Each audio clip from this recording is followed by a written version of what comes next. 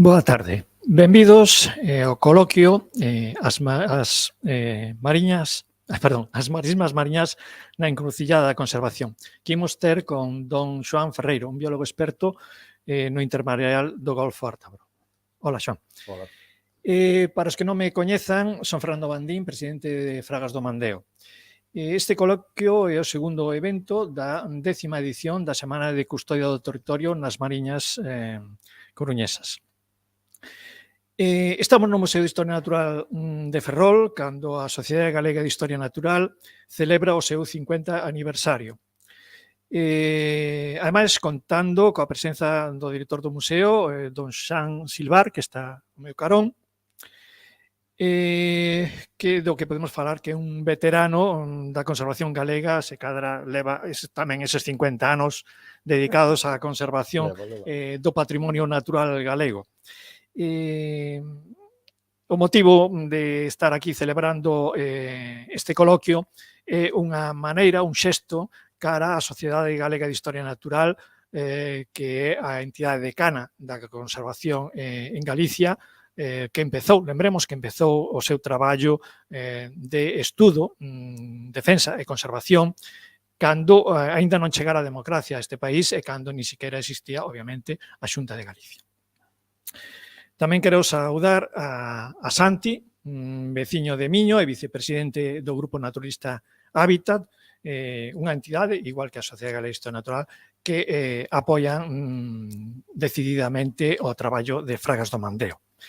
Tamén quero agradecer a Hábitat o soporte técnico ao fronte do cal está Manuel Cernadas.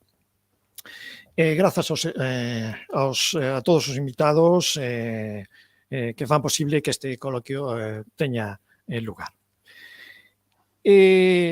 Antes de empezar co coloquio con Xoán, quería comentar un poquinho sobre o que é a Semana de Custodia do Territorio, porque este ano, como dixen, celebramos a 10ª edición.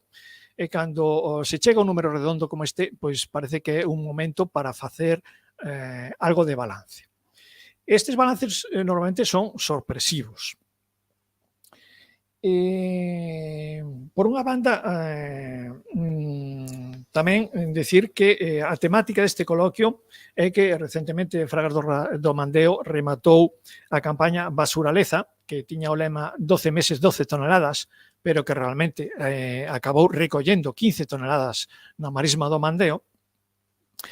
Por tanto, queríamos darlle continuidade a esa actuación no territorio, directa no territorio, con unha xornada explicando os valores naturais das marismas. Durante todas estas semanas de custodia do territorio organizamos un evento anual que son as ecorregatas, que xa chegaron ás 8 edicións. Entre as ecorregatas e esta campaña de Basuraleza e algunha actuación máis, dende o ano 2014, Fragas do Mandeo ten retirado da marisma do Mandeo máis de 34 toneladas de lixo, concretamente 34.653,10 kilogramos. A parte, nestas edicións da Semana de Custodia, temos realizado 41 conferencias, 17 xornadas de voluntariado, 4 saídas de observación ao medio natural, unha exposición de pintura e incluso un concerto de música. Mañá xoves teremos un evento que se chama Noite de Morcegos, onde imos a observar e acompañar a investigadores dos quiróteros na ría de Betanzos, na marisma da Xunquería de Betanzos. E o próximo 24 teremos unha xornada de voluntariado para a limpeza simultánea de ríos de toda Galicia, que, aínda que para nós é a 10ª edición, este evento de limpeza simultánea vai pola 16ª edición, organizada polo proxecto Ríos, coordinado por ADEGA. Tamén quería presentar un poquinho a Fragas para aqueles que non nos coñezan. Somos unha entidade de custodia do territorio focalizada nas mariñas, fundada no ano 2010, e entendemos a custodia do territorio como esa estrategia de conservación do medio natural partindo da adquisición de dereitos sobre o territorio para poder realizar esas actuacións de conservación a longo prazo. Por ese motivo, neste momento estamos custodiando 30 hectáreas de terreo, das que prácticamente a metade son terreos adquiridos, mercados, e a outra metade son a través de convenios de cesión a longo prazo, en concreto a 50 anos. Aparte de eso, tamén apadriñamos, é dicir, ali onde non podemos chegar á adquisición de dereitos, como é o dominio público hidráulico e o dominio público marítimo terrestre, 44 km de ribeira dos ríos Mandeo, Mendo e Lambre, as praias Grande de Miño, Alameda e Veleira, as marismas do Lambre, do Mandeo e incluso a Lagoa de Sobrado. Para concretar datos, neste ano levamos retirado 3 toneladas de biomasa de invasoras e máis de 10,5 toneladas de refugallos retirados do medio natural. Todas estas actuacións, aparte de todas estas actuacións, realizamos outras actividades, como, por exemplo, temos un viveiro de árbores autóctonas onde reproducimos 18 especies autóctonas da bisbarra, e ademais un arbusto tamén, para poder repobar todas estas parcelas con bosque autóctono que estamos custodiando.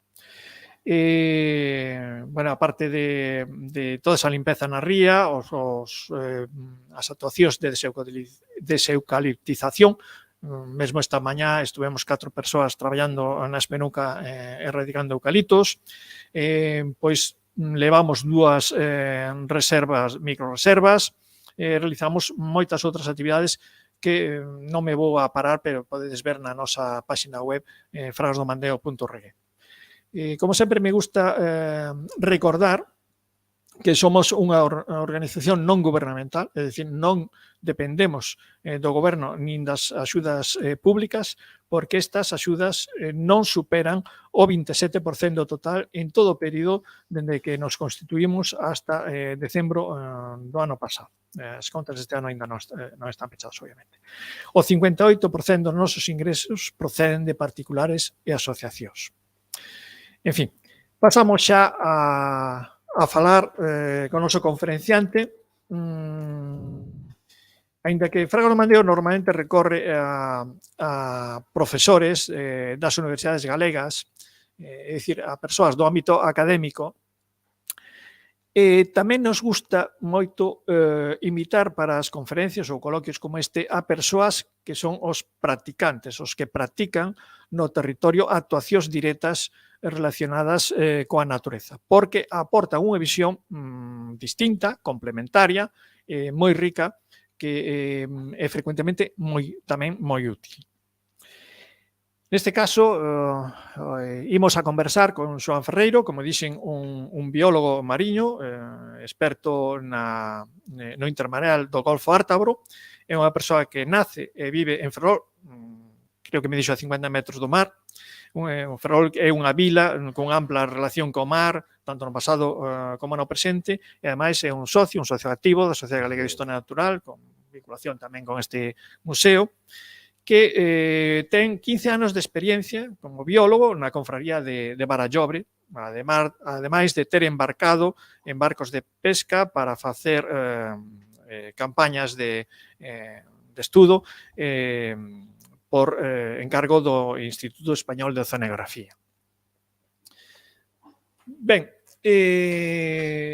este coloquio está centrado, porque sempre, en Fragas do Mandeo, sempre queremos, digamos, arrimar o coñecemento ao territorio, ao territorio onde actuamos, ben tanto para formar a aquelas persoas interesadas, informar a persoas interesadas, a técnicos, incluso a persoas da administración, que están vencelladas ao territorio para mellorar ese comportamento que ten a sociedade con respecto aos espazos naturais.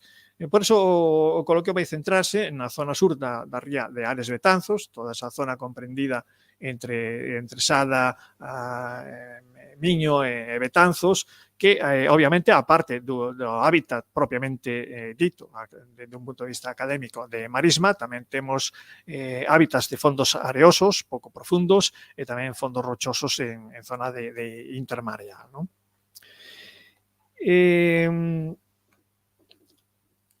Eu quería empezar a preguntarlle a Xoán sobre o valor das marismas e do intermareal, o valor ecolóxico, o valor como un espazo proveedor de servicios ecosistémicos. Entón, a pregunta concreta sería cal é a importancia das marismas do intermareal como zonas de alevinaxe dos peixes e dos moluscos cefalópodos? Destacan estas zonas como zona de alimentación ou como zona de refuxio ante os predadores, como poden ser peixes máis grandes que non teñan acceso? Porque, claro, nós cando estuvemos todo este ano aí na marisma recollendo lixo e meténdonos polas canles, pois sempre que cando cambiaba a marea víamos peixiños pequeniños de 1 centímetro, 2 centímetros que se están metendo pola canle según sube a auga. Obviamente non somos capaces de identificalos, pero claro, ves toda aí unha vida, ves tamén os cangrexos, ves toda unha vida que non coñece porque a sociedade en xeral somente ve a parte aérea das marismas, a botánica, a flora, pero non empeza a preguntarse que é o que pasa aí debaixo de agua. Que é o que está pasando nas marismas e no intermareal? Eu, antes de comezar, quería agradecer a compañeira Maite, que é bióloga da Cofradía de Miño, que algunhas cousas tuve que preguntarlle a ela, porque evidentemente en concreto desas zonas ela é que máis sabe.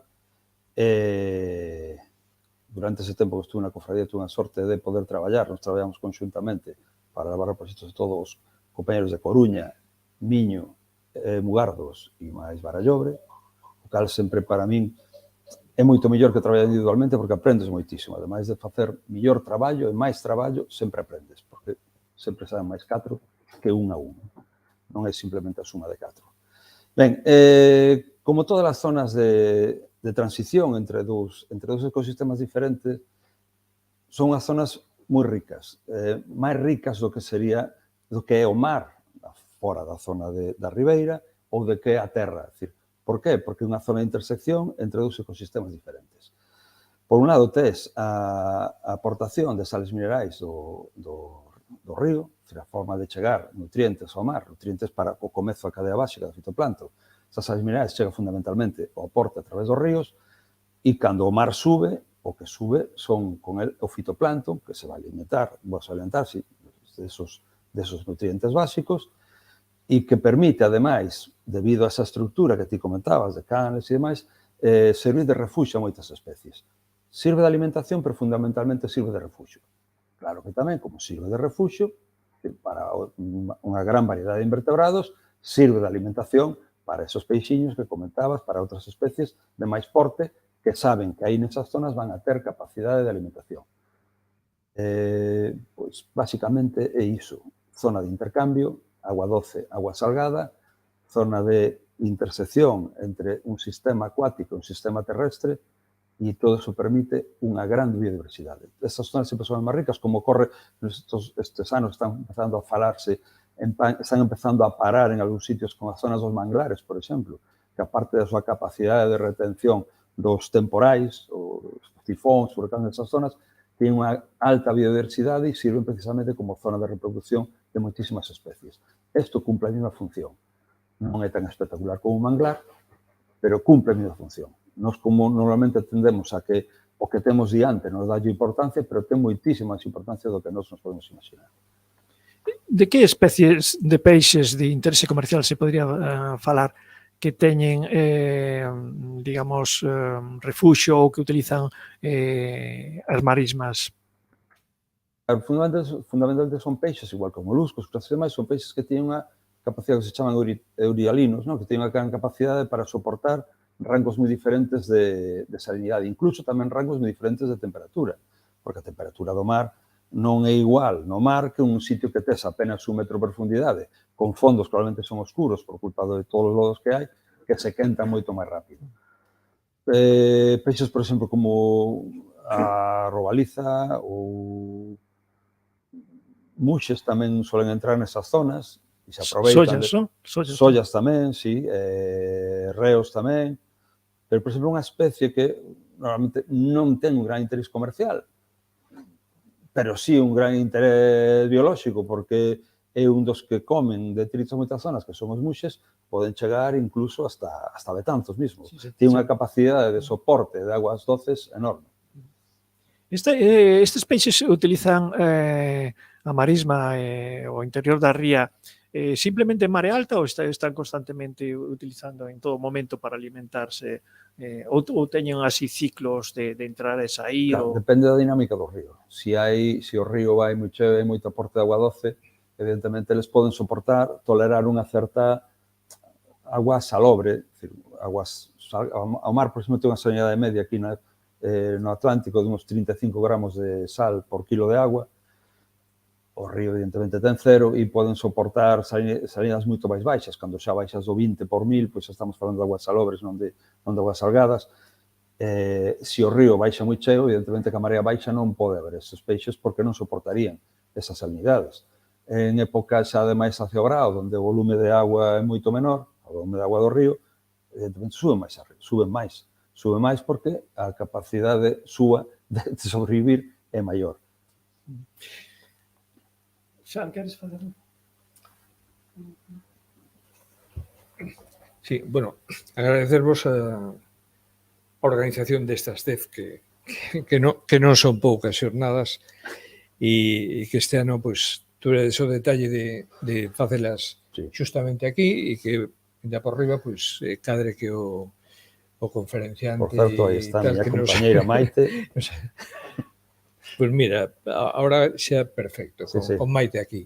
Un tema que afecta digamos, a dinámica, ¿no?, de todos estes sitios, pois, efectivamente, ese esquema no que non interviría o home, ¿no?, que acabas de describir, ¿no?, a interacción, a interface de salgado, salgado doce, etcétera, etcétera. O que pasa é que o factor humano ao longo do tempo pois foi metendo digamos, actuacións que variaron esa situación, no? Pode ser pois, pola parte do río, pois, encoramentos ou outro tipo de obras por parte en Mariña, pois, actuacións pois, de construcións portuarias, construcións, aportes de bueno, pues de materias negras, augas negras e grises, etcétera, etcétera. Como está a ría de Ares, Betanzos, grosso modo, non? En este aspecto. Sí, a ver, o problema é que é un problema xeral de toda Galiza. Sempre tentamos saber, parece que o noso é máis importante, porque o temos máis cerca. O problema é que é un problema de toda Galiza. Antes de comezar, falábamos e dicía que prácticamente toda a costa do Estado español é zona A ou zona B, clasificación microbiolóxica, moi poucas Bs, ou casi todo A, e prácticamente o 100% de todas as zonas C, es decir, as máis contaminadas, están en Galiza. Increíble cando somos a maior produtora de peixe e marisco, non? Pero é a realidade. Por qué? Pois porque se fan as cousas mal. Por que non se fan ben? Pois por falta de vontade política de facelas ben. Porque por necesidade deberíamos facelo. No caso da ría de Ares, toda a ría é prácticamente B, pero ten zonas C. Hoxe en día, casi todas as rías teñen zonas C. Hubo aí a comezos en 2006, cando entra en vigor a normativa europea respecto ás zonas C, onde en xaneiro de 2006 había bastantes zonas C, se foron reducindo e comezan a construirse, que xa tiñan que estar construídos onde xaneiro de 2006. Comezan a construirse, perdón, no, que quizá non todo o mundo que nos escoita ten claro exactamente estas zonas A, B, C. Vale, pois o explico. As zonas se clasifican microbiolóxicamente en A, B e C, e esa clasificación as fai, en este caso, o INTECMAR, o Instituto Tecnolóxico para o Control do Medio Mariño, un organismo autónomo dependente da Xunta, e o que se fai é coller unhas mostras de bivalvos. Normalmente bivalvos, o que se colle son mexillóns. Cando hai unha alerta, pois se collen bivalvos infaunais. É dicir, infaunais que están enterrados, ameixa, berberecho e máis. Cando chegan a Intecmar, estos se abren e se vacían o contido. Cando se colle de 100 mililitros de líquido intervalvar e vianda, é dicir, eu vacío e saco todo a auga e o bicho en sí. Desos 100 mililitros, se eu, despois de batelo e máis, teño unha cantidade de 0 a 230 E. colis, e hai que resaltar que o E. coli é un indicador, non é o problema en sí, sino que se utiliza como indicador. Como indicador, por qué? Porque cando hai E. colis, que é unha bacteria fecal que está no noso intestino, Quere decir que é moi probable que existan outras máis, que realmente serían as perigosas. Eso non quere decir que o E. coli non nos pode matar, que nos pode matar, pero bueno, o problema serían as outras, que poderían provocar enfermedades moito máis graves. De 0 a 230 é unha zona A, con eso se permitiría o consumo en fresco, sin problema ningún. De 230 a 4.500 E. coli sería unha zona B. Obligaría, como obliga, a todos os bancos marisqueiros, que en Galiza non hai un só banco marisqueiro en Galiza que non este en zona B, non hai ningún en zona A, excepto algún polígono de bateas, que é agricultura, non marisqueo, pues, obliga a ir a depuradora de mariscos, onde bota un período non inferior a 24 horas e se eliminan esos coliformes por debaixo dos 230 que permitiría o consumo en fresco. De 4.500 a 45.000 sería unha zona C. Isto que implica? Pois que, debido a este, que vos falaba antes como indicador, a presencia de outros organismos, bacterias, virus, sería bastante probable, entón está vetado o consumo dese marisco. Que opción hai? Pois que ese marisco vaya a unha zona de reparqueo, A ou B, A xa sabemos que non temos, teria que ir unha B, por un período non inferior a 6 meses. Aí hai unha normativa europea que se aplica e a Xunta buscou unha saída e que é metelo, lo que lle chaman eles, bateas de reinstalación, onde pasan aproximadamente un par de semanas hasta que baixa ese contido en E. coli. É verdade que baixa o contido en E. coli, é verdade que ese contido en E. coli, que inicialmente, cando yo aprobou a Unión Europea, teria que ser de zona A, permitiría o seu consumo en fresco, pero está ocorrendo que está dando resultados de zona B, é dicir, entre 230 e 4.500, e ten que ir posteriormente a depuradora, como non é o medio natural dese marisco, son marisco infaunal todo, perden peso, hai que asumir unha mortaldade que en algúns casos non é pequena e perde calidade. Que terían que facer? Que desapareceran as zonas C. Pero eso implicaría facer un sistema de depuración efectivo e non o que temos.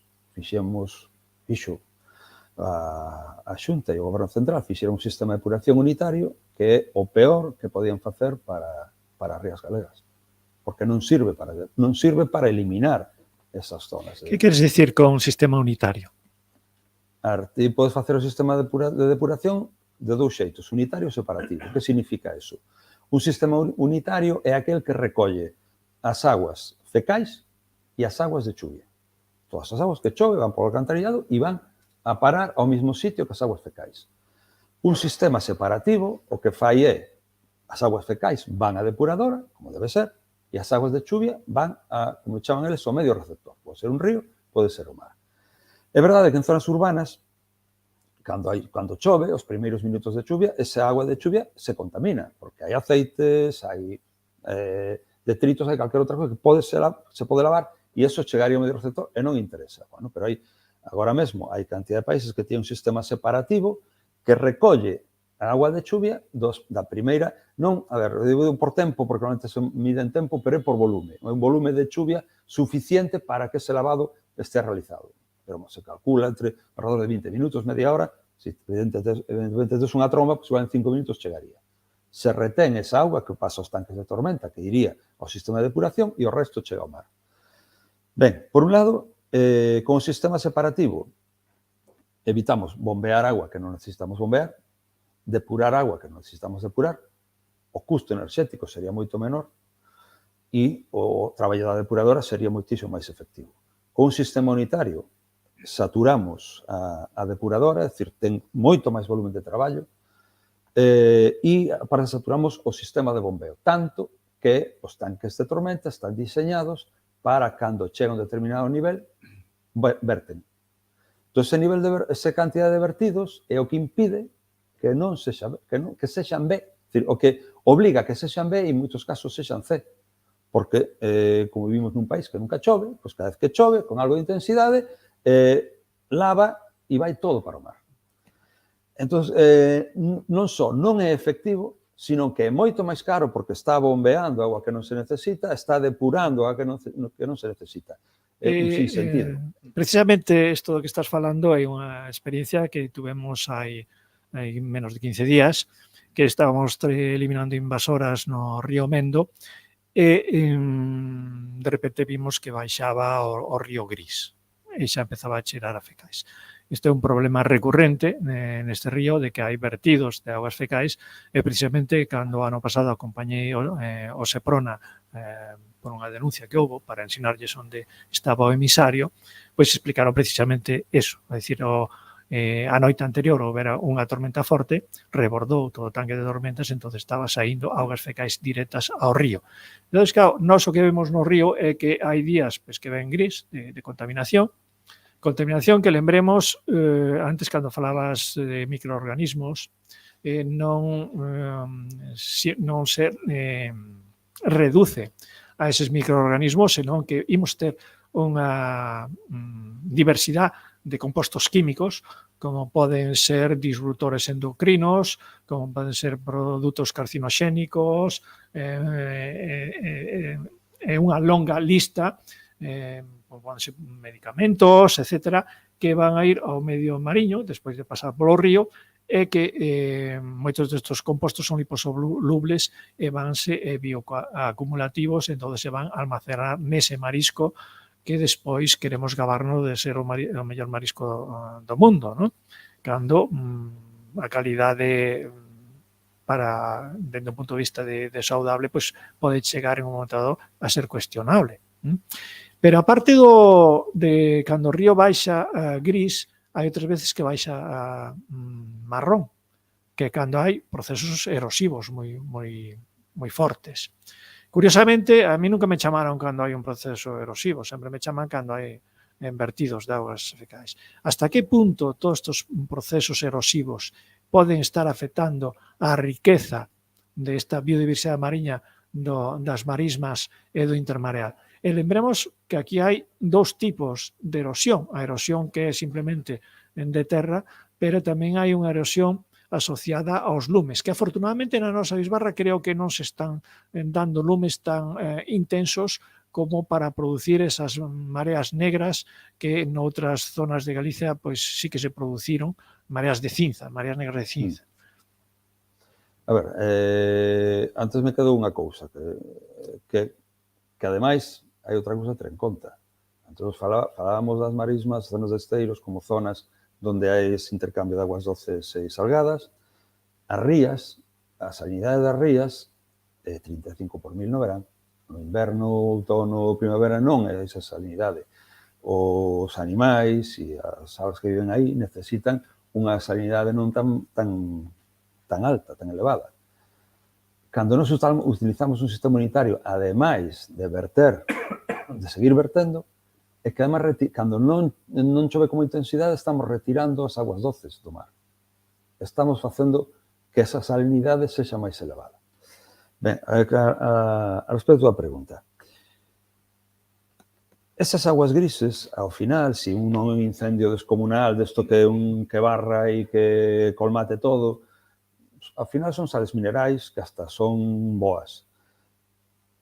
Unha erosión normal tamén é boa, porque son sales minerais. O problema é cando esas aguas marróns que ti dis proceden de actuacións do ser humano, que hai unha remoción de terras, que chove e que arrastra, que é normalmente cando sai agua esa marrón. Un caso evidente, a Maite tocou sufrirlle, foi cando se fixo a urbanización esta do campo de golf, que, bueno, aquelo arrastrou terra e sepultou bancos marisqueiros. O campo de golf de Xaz tamén, de Boleiros. Bueno, pois eso, a erosión normal, vivindo no país que vivimos, é unha erosión mínima, porque está todo coberto de vegetación, e non é que sexa mínima, que ademais é necesaria, porque necesitamos as sales minerais. Outra cousa é cando chega un tromba, igual que cando se abre un encor, é dicir, todo que se salga do funcionamento normal vai romper esa dinámica e vai provocar rupturas tamén na cadea biolóxica, porque vai provocar mortandades que a veces son naturais, que hasta son boas. A veces me lembro anos de moito calor e cheirar a praia porque está todo marisco morto, as mariscadoras se queixaban, normal, porque elas viven deso. Pero uns meses despois había unha explosión. Por qué? Porque, como ocorre sempre, nunha situación adversa morren os máis débiles. As que quedaban se reproducían e era... Sabías que ano seguinte, cando facías mostraxes, ibas a ter unha produción elevadísima. Pero unha cousa é unha situación natural, independentemente do cambio climático, xa non me vou meter aí, é unha situación natural que pode haber unha semana continuada de calor, con mareas vivas, ten que coincidir varios factores, se hai case unha mortalidade, ou que veña un inverno con máis chuvia do normal, baixa salinidade e tamén morra, e outra cousa é esas rupturas provocadas pola acción humana. Neste caso, por unha obra que chegase esa terra ao mar, ou por uns incendios masivos que chegan cinzas, a cantidad de cinzas brutal, por a apertura dun encoro onde ese intercambio de salinidade que poden entrar os peixes e de repente se encontran con que están metidos en agua doce cando eles estaban nunhas aguas salobres e non van poder soportar, porque teñen un rango de soporte, pero non aguantan todo. Entón, ese é o problema, a actuación humana, que é a que rompe a dinámica normal. Que a dinámica normal non é plana, ten saltos e ten subidas e baixadas, que falaba eso de calor ou chuvia, pero a implicación humana o que fai é romper ainda máis, que eso sexa como as rupturas. Ese sistema depurativo que falas que é unitario, técnicamente se podría revertir, intentar separar estas augas de choiva do que son propiamente as augas residuais, e se técnicamente non fora moi viable, igual introducir algún tipo de filtro verde pos-depuradora, de feito as marismas xa fan o seu traballo de filtro verde, entendo eu, non? Do que van botando as depuradoras. E agora, si, pensando así o aire, é que hai un demo de depuradoras en toda esta ría. Estou pensando na de Betanzos, na de Miodelo, na de Sada, na de Miño, están ao pé da propia ría, da propia praia, e claro, que eso se optimice, ese proceso de depuración, non sei se teria algún tipo de amaño. Se non é adecuado, e creo que o que estás explicando moi ben, César, todos os estamos entendendo. O sea, realmente o estamos facendo moi mal. Sí, é máis, ten en conta que a zona sur da ría de Ferrol depura e sae en Ares. Tamén va de Ría de Ferrol para a ría de Ares. Que non xa non checa vos, que ademais te desregalo. Pero é unha utopía. Mugardos e Fene botan a auga para... Ter zonas é unha utopía, totalmente. Non é unha utopía. O plan Mandeo gastou moitos cartos en... Non é moitos utopía. millóns de euros de depuración en tema de... 6 millóns de euros. A ver. Pero bueno, non sei como quedamos, se já quedaron mal. A ver, igual se entende mellor así. Ano 2008, supoño todos llamaremos a famosa crisis económica, basicamente crise do ladrillo. As grandes empresas constructoras se quedan sin traballo. En que facemos? Que facemos? As grandes autovías están feitas, as grandes infraestructuras están feitas, están construindo algún ave por aí, pero bueno. Están as depuradoras de aguas residuais que se empezan a construir. Podemos facelas ben, porque se puderon facer ben, pero se fixeron mal. Que implica eso? Que dentro de uns anos vamos volver ter que facer obras, vamos volver a levantar todas as cidades, vamos ter que facer. Por qué? Porque para ter circuitos separados de pluviais e de fecais hai que construílos. Agora están unidos. E máis, podo falar dun caso en Narón, dunha urbanización que era unha urbanización moderna e tiña separado pluviais e fecais e se obligaron a xuntar. Por qué? Bueno, pois a explicación, a mí cando me explicaron é que realmente é para meter alguén na cárcel, pero a explicación é de delito, e é a seguinte. Cando eu teño un ataque de tormentas nun sistema de depuración, a auga entra, e a auga que arrastra, pois, por exemplo, botellas de plástico máis que eso quedan ali, ten unhas rexas que se van recollendo, pero arrastran fundamentalmente material en disolución e material en suspensión. Material en disolución non ten problema, material en suspensión, sí. Eu explicaba a xente que ocurría, por exemplo, na ría de Ferrol, con a barreira que forman as pías, como se vai colmatando por culpa dese material en suspensión. É dicir, a diferencia entre ti faz un café e botas café nun vaso, o café ten a mesma cor, e ti botas colacao, e o colacao de outra marca. Ao cabo dun tempo, pousa no fondo. Por qué? O cacao está en suspensión, o café está en disolución. Esa é a diferencia. Entón, cando chega ese tanque de tormentas, o que está en suspensión, cae. Non todo, pero a parte máis pesada cae.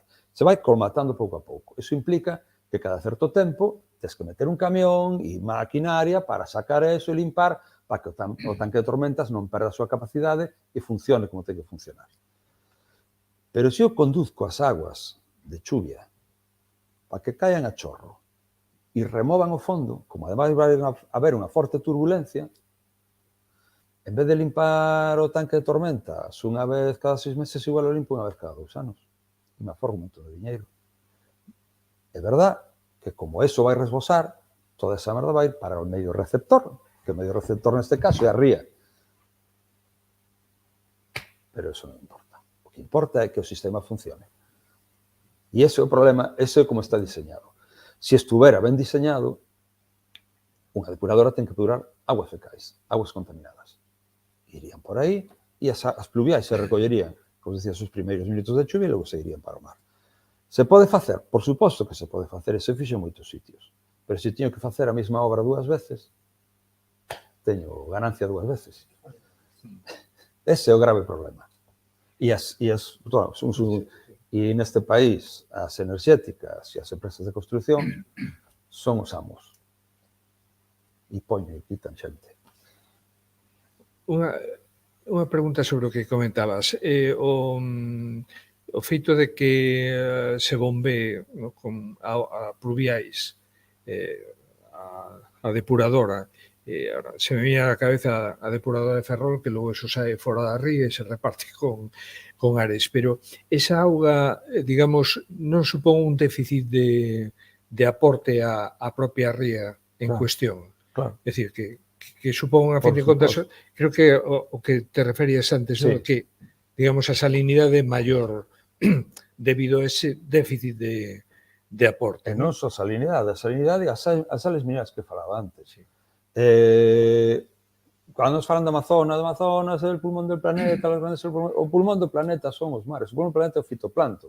Se nós existimos hoxe, porque durante casi 2.000 millóns de anos hubo unhas algas que eran algas vertebradas que se dedicaban a producir oxígeno. A partir de aí, no estadio precámbrico, hai 500 millóns de anos aproximadamente, empezan a aparecer diversos grupos animais que xa consumían oxígeno. Bueno, xa había antes organismos eucariotas, unicelulares, pero bueno, empezan a aparecer básicamente todos os seres vivos, tanto vegetais como animais. Que ocurre? Que... Agora se me perdín. Sí, no, o tema este de que supón... Fun ao precámbrico e me quedei ali. o que supón, digamos, quitarlle ese aporte de auga doce... Claro, entonces, vou decir do fitoplancton. Ese fitoplancton, que a maior masa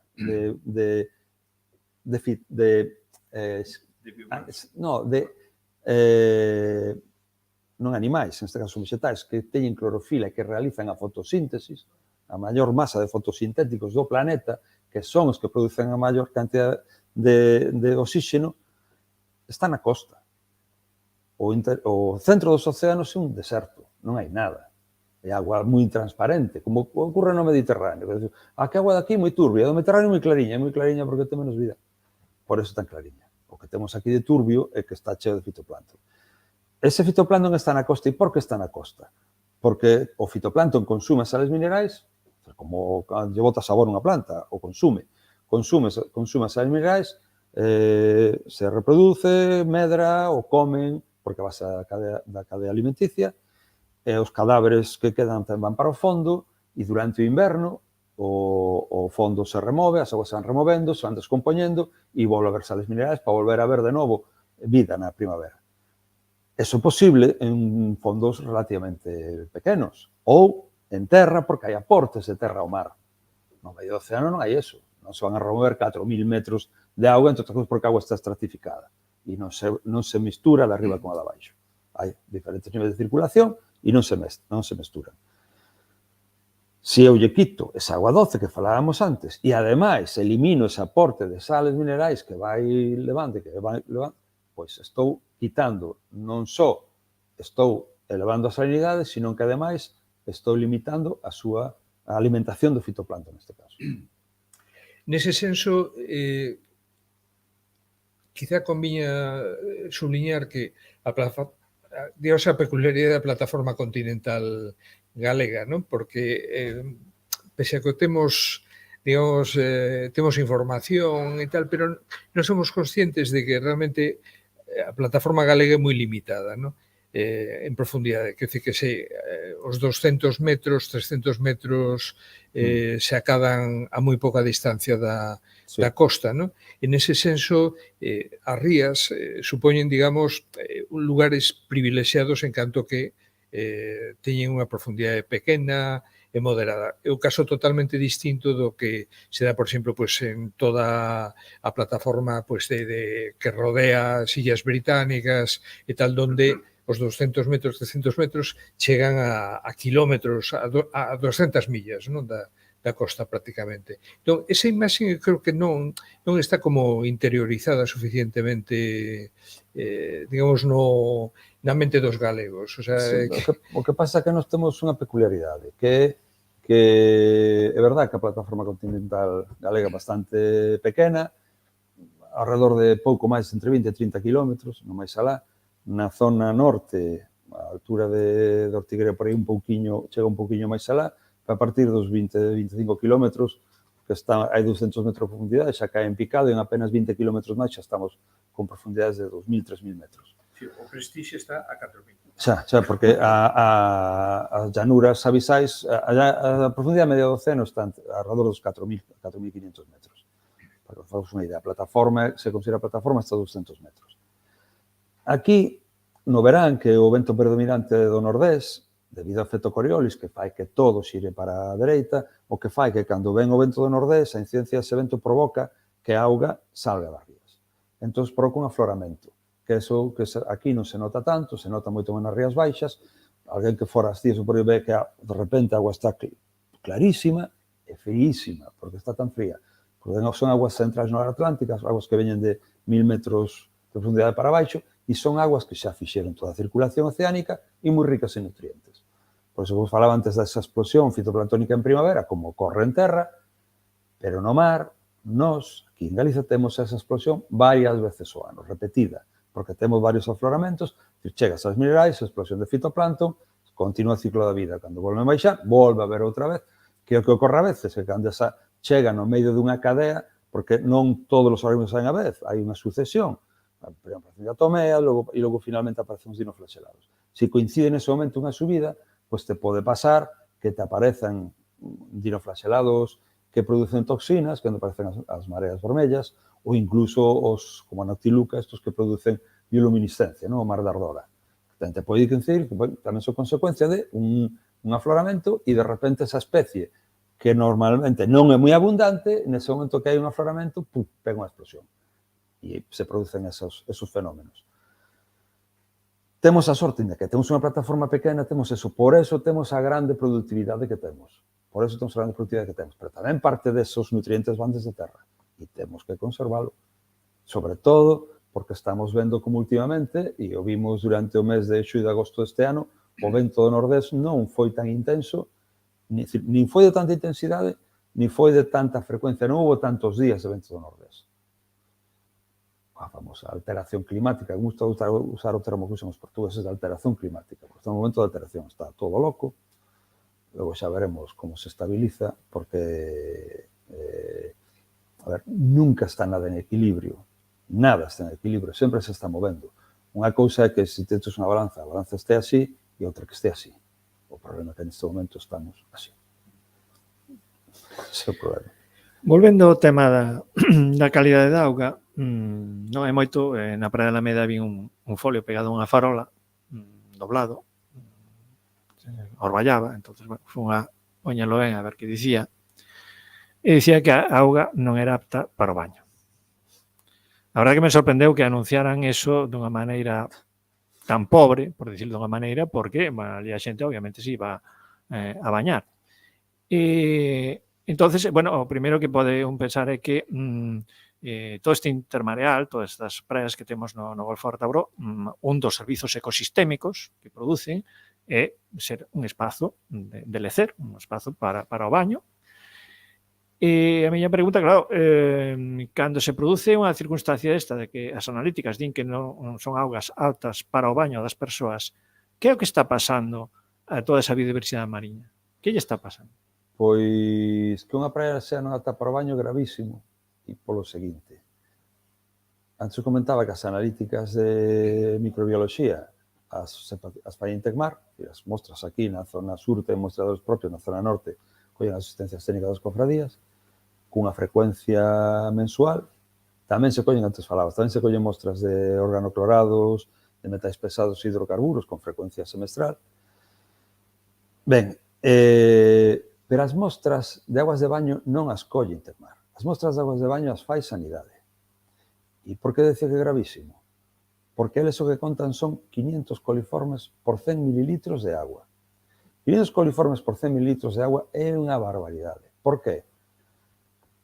Porque para que un molusco que está filtrando miles de litros de agua ao día acumule 4.500 E. colis, se hai unha cantidad relativamente pequena na auga, tampouco é tan complicado, porque ele está filtrando e se alimenta deles. Pero os E. colis a unha ameixa dá igual. E a materia orgánica a unha ameixa dá igual, ao contrario. Bueno, non é que lle dá igual, é que alimentan. E acumulan esa cantidade. Cando hai 500 E. colis en 100 mililitros, unha ameixa que este aí non vai a ter 4.500, vai a ter probablemente 45.000 ou máis. Porque van a estar filtrando. O que fan é reter. É unha barreira que pasa auga, por un lado entra contaminada e por outro lado se limpa. E eles se quedan con todo. Entón, cando hai 500 E. colis por 100 mililitros de agua que é analítica que fai Sanidade, implica que a contaminación microbiolóxica dos animais que están aí vai ser moi elevada. En que praia me decías que... Alameda, na desembocadura do Lambre. Claro, que o problema da desembocadura do Lambre é que Paderne non depura. Vai a cañón. Entón, hai un problema moi grave. O que non entendo como a estas alturas se permite que un concello, a ano 2023, siga sin depurar as aguas residuais. Cando tes aguas residuais, a ver, menos mal que tampouco ten moitísimos habitantes, pero teños que ten obriga de depurar as aguas residuais. Aí vai a cañón e entón o que ocorre son esas cousas. Falabas das inspeccións das analíticas de Intecmar. Eu te quería preguntar se, aparte, se son suficientes, se te parecen suficientes, se están ben feitas nos momentos axitados, e, en xeral, tamén, cal é o grado de vigilancia sobre as infraccións e delitos que se cometen contra as marismas ou intermareal e da aplicación das correspondentes sancións que deberían de poñerse cando non se respeta a normativa. A ver, son dúas cousas distintas. O de Intecmar, por un lado. Eu penso que Intecmar fai as cousas ben, que os e as profesionais que traballan ali fan as cousas ben, e se fai un seguimento axeitado. Que ocorre? A veces, por exemplo, hai alertas, cando hai unha marea vermella, ou así, pues, que teñen un exceso de traballo, e como ocurre en todos os sitios, se poden quedar cortos de personal e se poden retrasar algo. Pero, por exemplo, se hai algún vertido ou calquer cousa fora do normal, te falaba dunhas periodicidades, pero cando hai algo que se sae do normal, esas analíticas se incrementan e se fan analíticas extra. Pero, o que me comentabas de agresións ao medio ambiente, ou marisqueo, frutivismo, que cousas esas, e control hai pouco. Pouco, basicamente, porque hai moi pouco persoal. Non sei na ría de Ares canto saberá, pero te podo dicir, por exemplo, que a ría de Ferrol, con un elevado índice de frutivismo, personal de inspección pesqueira, hai unha persoa. Unha persoa. Na ría de Ares algo máis saberá, pero con esa cantidad de persoal non se pode pedir moito. É verdad que tamén está a Policía Autonómica, é verdad que tamén están os vigilantes das cofradías, pero os vigilantes das cofradías poden denunciar e chamar a inspección pesqueira ou chamar a Guardia Civil, pero eles non poden realizar detencións, non poden reter a ninguén. Non son axentes de autoridade e, polo tanto, non poden facelo. E máis, e moitos deles se xogan o tipo, xa temos visto casos de agresións, porque os que van saben o que ocorre. E con respecto ao medio ambiente, o que ti falabas de aguas marróns, e non só eso, e aguas fecais, de xente que vacía as cisternas de xurro. É unha barbaridade, que, a ver, as ameixas venlle ben que se alimentan deso. Pero o problema é a materia en suspensión que vai neses xurros, que se deposita. E hai un problema, por exemplo, na zona do Mandeo. Cando se construe o espigón de Sada, o espigón de Sada cambia as correntes totalmente na zona do fondo da ría, especialmente aí. Xa houve unha actuación hai poucos anos de reposición de area na Praia Grande de Miño, area para baño, que entendamos, porque para eso non hai problema. outra cousa que se necesite para outra cousa. Pero para baño, sí, porque o turismo e o turismo de masa está por riba de todo. Pero a Praia de Gandarío ten serios problemas de acumulación de area. E a desembocadura do río Mandeo ten serios problemas de acumulación de area. Se eu poño unha barreira aí e ralentiza a velocidade do río, o que vou provocar é que ese material en suspensión que falábamos antes se deposite. máis do que se depositaba antes. O proceso normal, que é o proceso de colmatación, que sempre vai, se acelera. E se acelera precisamente por unha infraestructura portuaria feita como todas que se fan neste país, a lo loco. Porque o que importa é, a ver, onde podo meter barquitos de turistas? Aquí. Un espigón. Que máis dá? Adiante. Consecuencias que vai a ter despois, se van ser despois. Pero, bueno, se pode facer estudios oceanográficos, estudiar as correntes que hai e como influiría construir eso. Para qué? Como está?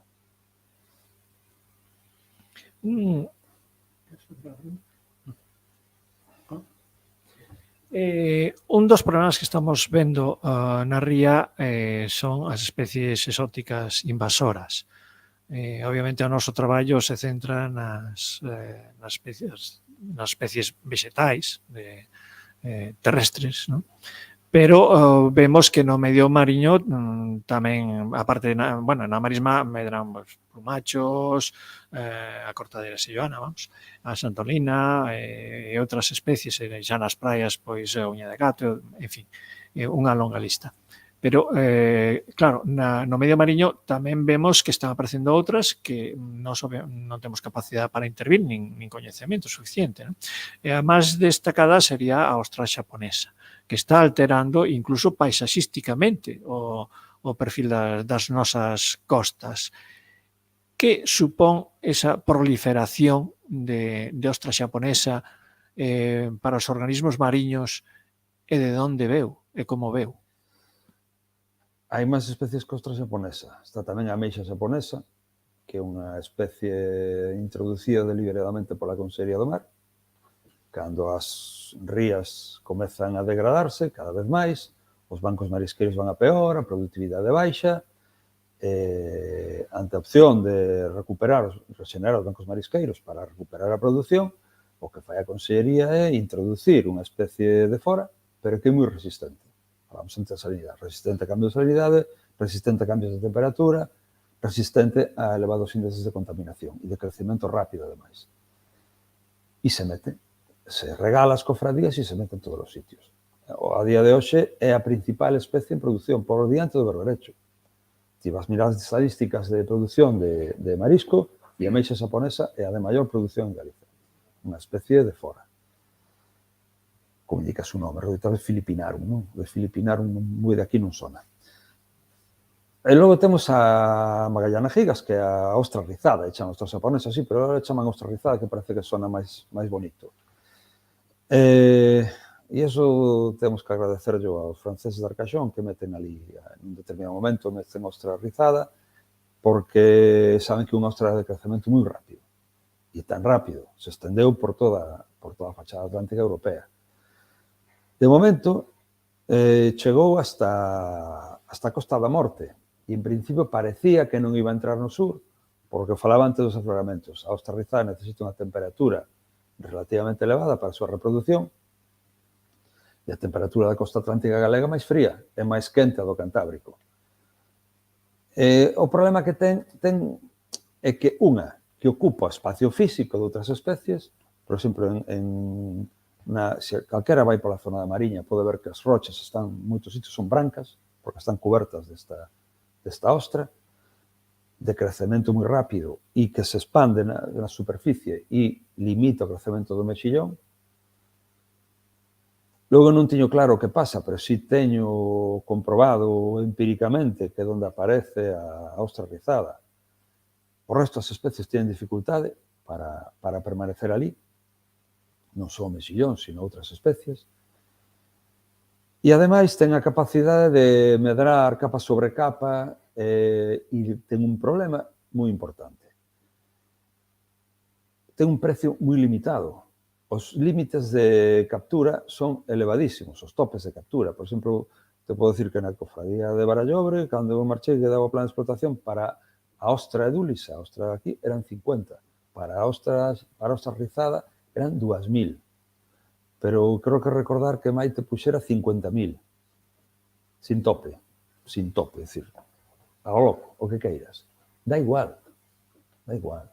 Había un que iba con embarcación que collía máis de 100 kilos diarios, todos os días, e me decía, hai un sitio aí que precisamente na baixa da ponte da autoestrada e que non acabamos con elas. Collemos e sempre está cheo. Ten un problema de máis, que medra capa sobre capa e está ocupando estratos blandos. Sustratos blandos os vai cubrindo. Entonces, compite polo alimento, compite polo espacio, mesmo que fai a xaponesa. Pero, ademais, cubre e fai barreiras. Co cal ese proceso que falábamos antes de formatación, se consigue facer barreira, se poderá acelerar. Haberá que sacala de alguna maneira. Non sei o que haberá que facer. Pero o problema é que, ademais, cando pasa dun determinado tamaño, ningún comprador a quere. Queren a australizada pequena, a grande non. Porque hai algunhas que pasan do kilo. Son as auténticas barbaridades. De cuncha, logo vianda non é moita, pero unha cuncha brutal. Problema moi grave. Logo hai outras especies que tamén temos que dar as gracias a Arcaxón, aos franceses, como son a Crepidula fornicata ou a Crepipatera dilatata, que son especies que aparecen parecidas ás lapas. Que son moluscos tamén. Sí, son gastrópodos parecidos ás lapas, que supoño que verías algunha vez a Crepidula fornicata se poñen unha sobre outra, varias unhas enriba de outras, a máis grande abaixo van de maior a menor. A abaixo a femia, as outras son os machos. Logo cada un que imagina porque chaman fornicata. Ben, estas que ocurre? Pois que se pegan a todo e un grave problema, por exemplo, para as vieiras. Non mata as vieiras, pero non é o mesmo unha vieira que pode nadar libremente e pousarse sobre o fondo libremente, son hipobentónicos, están colgados sobre o fondo, que está libre a unha que teña, que teño visto algunhas con máis de 20 crepiduras en riba pegadas. Entón, dificultan a vida e a normalidade desos nidos. Bueno, bien pegadas hasta en berberechos. Se pegan a todo. Pois outra especie que é un grave problema. Son especies que non teñen saída comercial e que están afectando as especies comerciais e as non comerciais, porque a veces tamén nos limitamos a ver do que se saca diñeiro. Pero hai cousas das que non se saca diñeiro directamente, pero que ganamos en biodiversidade, en medio natural rico, e esas especies tamén contan. E tamén están afectadas por estas especies, porque compiten tamén pola alimentación, compiten tamén polo espacio. Eu sempre me pregunto que pensarán os virapedras das ostras xaponesas, porque antes sempre andaban polas rochas, levantando algunha pedriña, mirando entre os mexillós e tal, e agora, claro, atopan estas cunchas tan grandes que cortan incluso cando andan coas botas e tal, son bastante perigosas e tal. Que pensarán desto? Cal será o seu futuro? Non sei se Santi nos pode comentar algo como ornitólogo que? Eu creo que o ostrero, a gavita é a única que igual lle pode meter algo peteiro, pero realmente, si eu teño observado esta expansión tan tremenda, incluso metida dentro casi da ría de Betanzos, da marisma, da ponte. Está metida, sí, na ponte da autoestrada. Hasta solto. Co cal, pois, é remedio, dis que non hai ningún, o sea, non vai haber forma de quitala. En calquera caso, tamén falando un poquinho, non sei se quedaba algunha especie máis invasora para ilustrarnos ben. Algas. Houve aí 20 anos unha expansión brutal dos Algasumutin, unha alga xaponesa que ademais era flotante. Eu me lembro en zonas, por exemplo, unha zona ali cerca de Perves, Andaío, Perves é a parroquia. Andaío, na zona da Insua, que había unha praia pequena e tiña unha saída que estaba toda coberta de laminarias, se cubriu todo de sargassum e durante anos prácticamente non había laminarias, pero sargassum está en regresión. Non sei por qué, pero vese sargassum, é verdad que sigue habendo sargassum, pero non ocupa este se ocupaba antiguamente, e a laminaria recuperou o terreo. Pero hai me comentaba a compañera Maite, e é verdad que eu teño tamén, tiña ali no fondo, digo teño porque é onde traballaba, non? Ali en Barallobre, que ten un nome, Gracilaria vermiculófila, que é outra invasore que está ocupando grandes extensións, ocupa sobre todo en sustratos blandos e gustanlle as aguas salobres. Entonces, está nos fondos das rías e na zona do Mandeo tamén se está metendo moito. Cando ti tes unha superficie moi grande coberta desta, o que dificulte a vida de todos os invertebrados infaunais. E aí non só hai moluscos, aí hai tamén vermes, aí hai tamén crustáceos, que lles dificulta a libre circulación de agua e poder sair e alimentarse. Bueno, co cal vese claro que estas especies invasoras tamén están facendo un efecto importante na biodiversidade das rías. Non? Xamo pos a huevo, estás falando de algas, nós os conservacionistas temos un mantra, non que é non retirar as algas das praias, non limpialas mecánicamente, porque de eso favorecemos moitas especies, estamos abonando o mar con esas algas que se descompoñen, axudamos os sistemas dunares. Que opinión tes do manexo das algas? Porque pues, sí, estes días estamos vendo maquinaria pesada en algún sitio donde están retirando algas. Para min as praias sempre foron espacios vivos, igual que o resto. A min eso de retirar as algas me parece unha normalidade. Si retirar os plásticos, si retirar calquer elemento que faz latas, plásticos, calquer elemento alleo ao mar. Agora, que haxa algas nunha praia non só é normal, é un síntoma de que hai vida, máis alá da ribeira, da liña de intermareal. E desde pequeno sempre iba a raya da marea, porque sabía que onde chegaba o mar sempre quedaba unha liña de algas, paus pequeniños, cousiñas que daban, porque sempre había algún bicho, algunha cousa, sempre había algo. Sempre desde pequeniño iba ali e sempre iba seguindo a liña para ver o que encontraba, especialmente cando había mareas vivas, porque iba xuntando todo e facía unha liña enorme arriba. Retirar eso é unha burrada. O problema é que os seres humanos temos asimilado que facer un paseo marítimo é asfaltar a ribeira do mar. E ir á praia é prácticamente o mismo, é como asfaltar o mar. Limpamos a area, limpamos todo para que a xente estea cómoda. Non, temos que acostumbrarnos a que o mar é algo vivo e alterar eso é alterar o medio mariño. E eso é necesario, como ti dices, non só polas pulgas de mar, fundamentalmente, ou incluso moitísimas moscas que se xuntan aí. Son molestas, bueno, pois depois un pouco máis para ali, non pasa nada. Pero eso ten que estar aí, é parte da praia. O que non somos parte da praia somos nós. Nos podemos ir por aí a pasear, pero non estar en masa nun sitio. O que si hai algún momento do ano, sobre todo no brao, que si se acumulan excesiva cantidad de algas ou non, que si, a veces para os mariscadores, igual pode plantear un problema, ou non sei se pode causar mortandade incluso nese marisco. Penso, por exemplo, na playa pequena de Miño, que a veces acumula ali bastante alga. Esa alga se debería deixar ou realmente... Aí, sí, aí hai un problema. O cambio climático supoño que tamén está influindo. Fundamentalmente, co Ulva lactuca, tamén algunhas zonas que enteromorfa, que ainda falamos máis onte.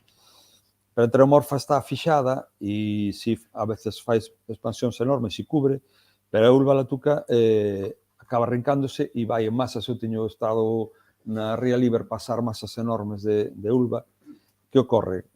Mentras non sexan mareas con moito calor, decir, mareas grandes, con baixadas, mareas vivas. O problema son as mareas vivas e que ademais coincidan con calor. Si non son mareas moi intensas, as algas quedan na praia e non hai un calor intenso, non pasa nada, porque o mar as leva, o mar as trae, van podrecendo, mellor que non estuveran, pero tamén esa proliferación de algas moitas veces é por chegada de exceso de nutrientes ao mar, de eutrofización, por culpa de lavado de leiras onde se botan abonos demais, ou por materia fecal tamén que axuda a que se eutroficen as aguas. Entón, hai un crecemento excesivo, se depositan sobre o fondo. Que ocorre, por exemplo, con esas mareas vivas e con sol intenso? Pois, ao final, é que se fusionan, queda como un plástico na superficie e por debaixo podrece e empeza a fermentar. Entón, ti levantas e te encontras con que empezan a sair as ameixas morren. Morren as ameixas, morren os poliquetos, morren os pequenos crustáceos, morre todo o que hai debaixo. Evidentemente, habería que quitalas. Pero como quitas nunha superficie dunha praia normal igual de 40 ou 50.000 metros cuadrados, como quitas todas esas algas? Ese é o problema. As quitas, vale. As mariscadoras, por exemplo, yo fixemos a veces limpezas. Vamos a limpar. Dixo, vale, vamos a limpar. Dicía, pois dades conta que pasamos 4 horas limpando, limpamos 3, 4 ferrados, apenas unha especie ridícula. Sube a marea, volve a baixar e volve a estar coberto. É verdad que vos ese día vos ides para casa contentas de que fixechedes un bo traballo e que aí non vai morrer o marisco. Vai morrer porque mañá se vai cubrir. Había que ter outros métodos de limpeza. O millor sería que non se chegara a esas proliferacións. Pero eso, tal como están as cousas, é un pouco complicado. Pois que ten que pasar? Pois casi que morren, non queda outra. Limpalos é prácticamente imposible. Hai sitios onde usan tractores, hai sitios onde se usan barcos, incluso, que recollen. Problema, ti metes un barco, recolles as algas. Se o faz cun barco, evidentemente, o faz co mar xa algo alto, aí hai móvil de camaróns. E outras especies. Tu estás retirando as algas con un montón de animais que están vivindo ali.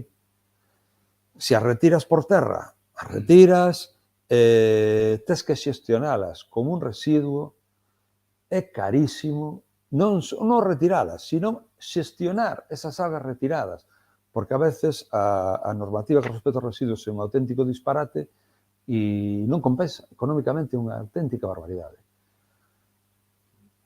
Que facer? Non contaminar para que non pasen esas cousas. Un caso particular do que estamos falando, pero xa teríamos que falar do supramareal, é a retirada de paus e troncos nas praias. Non hai moito, creo que foi en maio, na praia da Alameda, precisamente na desembocadura do Alambre, retiraron todos os troncos e paus que había. E ali atopamos o escarabello das dunas, a Eurinebria complanata, que precisamente utiliza estes paus, non sei o motivo, como lugar o sea, se meten debaixo destes paus como lugar de refuxio ou de concentración, non sei exactamente o motivo. É un escarabello bastante escaso, que se coñece pouco, non? Entón, bueno, pues se retirou toda esta leña, toda esta madeira, digamos, prexudicando a esta especie, pero tamén, curiosamente, quería lembrar que isto tamén prexudica aos cativos. Porque unha cosa moi bonita desa praia é cando o río ou as mareas traen paus, traen troncos, traen material de todo tipo, pois ver como os cativos xogan con todo isto, e ves de repente que fixeron un forte destos do oeste ou que fan inventos de todo tipo. Eu teño varias fotos e sempre me gustou dicir que a parte do efecto na biodiversidade do NAR, deste escarabello, están prexudicando unha área de xogo dos cativos. E parece que ninguén pensa neso. En fin, eu tiña outra pregunta. Como comentei ao principio, Fraos do Mondeo leva dende o ano 2014 retirando refugallos na marisma da ría de Betanzos, a parte das actuacións que realiza nas praias da Alameda, da Baleira, Grande de Miño, no que é a marisma no interior do Pedrido cara a Betanzos.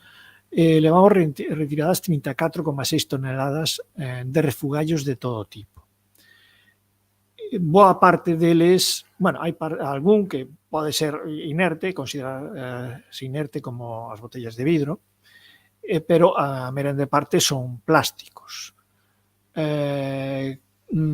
Cando leva moito tempo o sol nos xuncos, e un lles bota a mão, se desfán totalmente. Entón xa podemos empezar a falar de microplásticos, que entran, o sea, que ao final van ao mar. E un se pregunta, por unha banda, se paga a pena todo este esforzo que facemos ou se realmente estamos impedindo unha grave contaminación de toda a cadea trófica a causa da presenza destes microplásticos e tamén dos produtos de cando se degrada o plástico en outros compostos químicos. Todo o que se saque, por pouco que sexa, deixa de estar no mar. Evidentemente, a capacidade que temos para traer plásticos é ridícula comparado ao volume que hai. Pero deixan de estar no mar. Non todos os plásticos se degradan, algúns se manteñen, pero os que se degradan, o problema é que se degradan os famosos microplásticos que entran na cadea trófica e acabamos papándoos nós. Cantidad de veces que se fixeron analíticos aí para comprobar, se encontran, todos nós temos microplásticos no noso organismo. E non temos que ir a beber agua de mar para telos, simplemente con comer calquer animal mariño, incluso terrestre, porque hoxe en día están en todos os sitios. Habría que cambiar a forma de consumo. É moi difícil, é moi difícil. Retiralos, eu penso que é necesario. O sea, antes, cando contabas os 2 paus, e para qué? Para que se quitan os paus? É que a veces que se fan cousas que ti dis, para qué? Igual que o retirar as augas, tampouco, ou arar as praias para deixelas todas uniformes, todas moi bonitas, non? Porque igual hai Ripple Mars ou calquera outra cousa que lle pode molestar a alguén no cu, non entendo. Pero bueno, o problema máis grave é esos plásticos se degradan e entran na cadea trófica. Para min, retirar, sempre que se poida. Antes vos falaba dun mariscador, para min o único, bueno, o único non, pero o mariñeiro de verdade que traballa na cofradía de Barallor, que se retirou há pouco, Ricardo Martínez Vidal, este home traballaba no Coendeño, collía zamburiña. Había, quero recordar, que andaban entre as cofradías de Ferrol, Barallor e Mugardos, 7 barcos. Cando arrastras o Endeño polo fondo da ría de Ferrol, colles zamburiñas. Pero colles unha cantidad de plásticos brutal. Este home levaba capachos para as zamburiñas e capachos para os plásticos. E chegaba a terra e sacaba as zamburiñas e iba ao contenedor e valiraba os plásticos. Era o único que facía. Era o único que facía. Con eso vai amañar a ría el solo? Non. Pero esos plásticos que saca non van a estar máis no mar. E te decía de que noutros plásticos se degradan porque me lembro unha vez un día, haberá 2 anos, 3, non, 2 anos non, 3. Chego un mariscador e xe, mira que encontrei hoxe, que collín co raño. Era unha bolsa de leite leima del Ferrol del Caudillo. É dicir, anterior ao comezo dos anos 80. E estaba impecable. Perdona que te interrumpa, porque precisamente unha das fotos que puxemos no noso Facebook é unha bolsa de leite desa que existí, que pon el Ferrol del Caudillo, outro máis. Que precisamente me puxen en contacto coa compañía que hoxe en día ten a propiedade da marca Leima, para que me indicaran en que data deixaron de producir esas bolsas. Me pediron as fotos, lles pareceu moi curioso e tal, pero ainda non me contestaron. Pero o curioso desa bolsa é o envés. O envés realmente ten unha mensaxe ecolóxica plenamente vixente, onde dicir que este é un residuo que hai que depositar no seu sitio e tal, hai que conservar a natureza e tal. É impresionante porque realmente ese mensaxe é totalmente vixente, a pesar de que esa bolsa pode ter uns 40 anos tranquilamente. Sí, non, ten uns 40 anos.